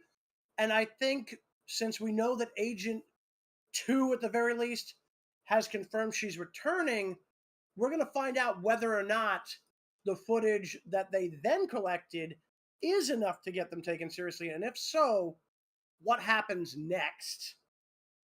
Because, I mean, even if they prove, like, oh, hey, you know, like, we now have, like, proof that demons are showing up from hell. It's like, what are you going to do? You can't find any way to get back there. You know? Something tells me we're gonna have a lot. Sometimes we're gonna have a lot to talk about in discussion 3. Kind of went Eggman Nega there for a second. There, Warwolf. Yeah, Warwolf. Nega's not supposed to I be really in here. didn't. But if you want me to, I certainly can. No, we don't want Nega, save your voice for tomorrow night. Seriously. Why? What are we going to do tomorrow night? Well, The we same have to thing do we this. do, the same thing we do every night, Eggman. Well, The world. Yeah, because I knew somebody was going to do that. We're going to be reacting to the Sonic movie Watch parody thing tomorrow night, Nega. So keep your voice ready. Hey, Brian. Which is going to be a fun Brian. video. You mean brain? Yeah, Brian. Brain. No, Brian. Sear, Sear, you almost went down the Teen Titans Go route, Sear. Don't do that. Oh, that reminds me, actually, a brief tangent here. I used to have an old text-based wrestling game called, oh shit, what the fuck was it? Total Extreme Warfare. Uh-huh. And they actually do a little bit of a joke of the idea of what would have happened if Pinky and the Brain tried to take over professional wrestling as a bid to take over the world. And one of the jokes is, Pinky, are you pondering what I'm pondering? Well, I think so, Brain. But the Big Show in a match against Chris Jericho in the Cruiserweight division, it'll never fly. Why does that work? I don't know. Whose bright idea was this? And the sad part is, I actually messed up the line. It's like, I think so, Brain, but Chris Jericho in a cruiserweight match against the Big Show, it'll never fly. It's something like that. But because like it still works either way. It's hilarious. Whether if it was Lionheart, Chris Jericho at that time. Nerf. Gonk. Nerf. Zork. So apparently we've gone 3.5 hours. This has been a good session. Damn. Seriously? Well, this is proof of something that I've said now for more than once, and that is the fact that we literally can stretch out a discussion of Helluva Boss for as long as it goes. Yeah. So yeah, I mean, guys, what do you think? You want to wrap it up here? Do you want to keep going? Yeah, because like I got stuff I gotta do tonight too. So okay, that's fine. So I mean, we all had a great time. Plus, we should figure out when the next. Well, like after the show ends, we should figure out when the next time we're going to do one of these is. Also, when the show ends, Jayse, don't forget to give us those invites. Yeah, because right now, I got them all ready for you. Because we are metaphorically drooling on the floor right now. Metaphorically. Well, I'm not drooling, but it's Luna. The voice actress for Luna. You should be drooling. You should be. Well, that would be disgusting because if I'm drooling, she'd find that very disturbing. Yeah, I think. Well, consider that she's a hound and dogs drool. Never mind. Oh my god, dude, that was just all kinds of wrong, man. Oh, you know that, right? What? I mean, dogs drool. Well, whatever. Yeah, but she's not a dog. She's a wolf. There you go. Anthem. Well, wolves and dogs are kind of similar, but the same thing. But I forget all the differences, but we're not going to talk about that right now. Let's just wrap this. Yeah. Basically, us and our community, we're all Luna fangirls or fanboys, whichever you want to call. I'm not really much of a Luna fanboy, though. Yeah. Oh, you should see it because you much are. I've seen the way you looked at Luna in the I backdrop did. there. What do you mean? Again, I've said this how many times? Everybody here's a simp for Luna. Human Luna, maybe, but not Hellhound Luna. Anyway, But yeah, so we'd I all... think we should probably wrap it up. I mean, hopefully next time we'll have Ruby and a couple of others dropping in. We'll see how that goes. But either way, it was a hell of a lot of fun, pun intended. Helluva, yes. In this particular discussion, we may be actually revisiting some of these questions next time if anybody new pops in. Yeah, and obviously we're still waiting on season 2, episode 2. We're waiting on the drop for episode 8 of season 1. Whether exactly how and when that's going to be dropped, we're not sure. We've been told it's going to be considered a special. I don't know if that means it'll be considered under a different label or if they're just going to call it season 1, episode 8. Who the hell knows? Anyway, I'm Warwolf. For Shadow, for Sear, and for Jayse, thank you all for coming. By all means, remember, click that subscribe button, click the notification bell so this way you don't miss a video. Hit the like, and we do some more stuff. So, dude, don't stream over until we actually get done, Shadow. Damn. Sheesh, we're not doing that. We still got to sign off. Okay. Take care, guys. See ya. Bye-bye. Chaos Control. See y'all later. Really? You end with the chaos control? That has nothing to do with this, you son of a bitch. Hey, it's part of my contract. Shut up. It's not part of your This contract. was not part of your contract. Your contract, that's for the Sonic and gaming shit. This is not part of that. This was hell of a boss. Your contract. It's still Sonic and Friends Gaming, but we're talking about Helluva Boss, so yeah.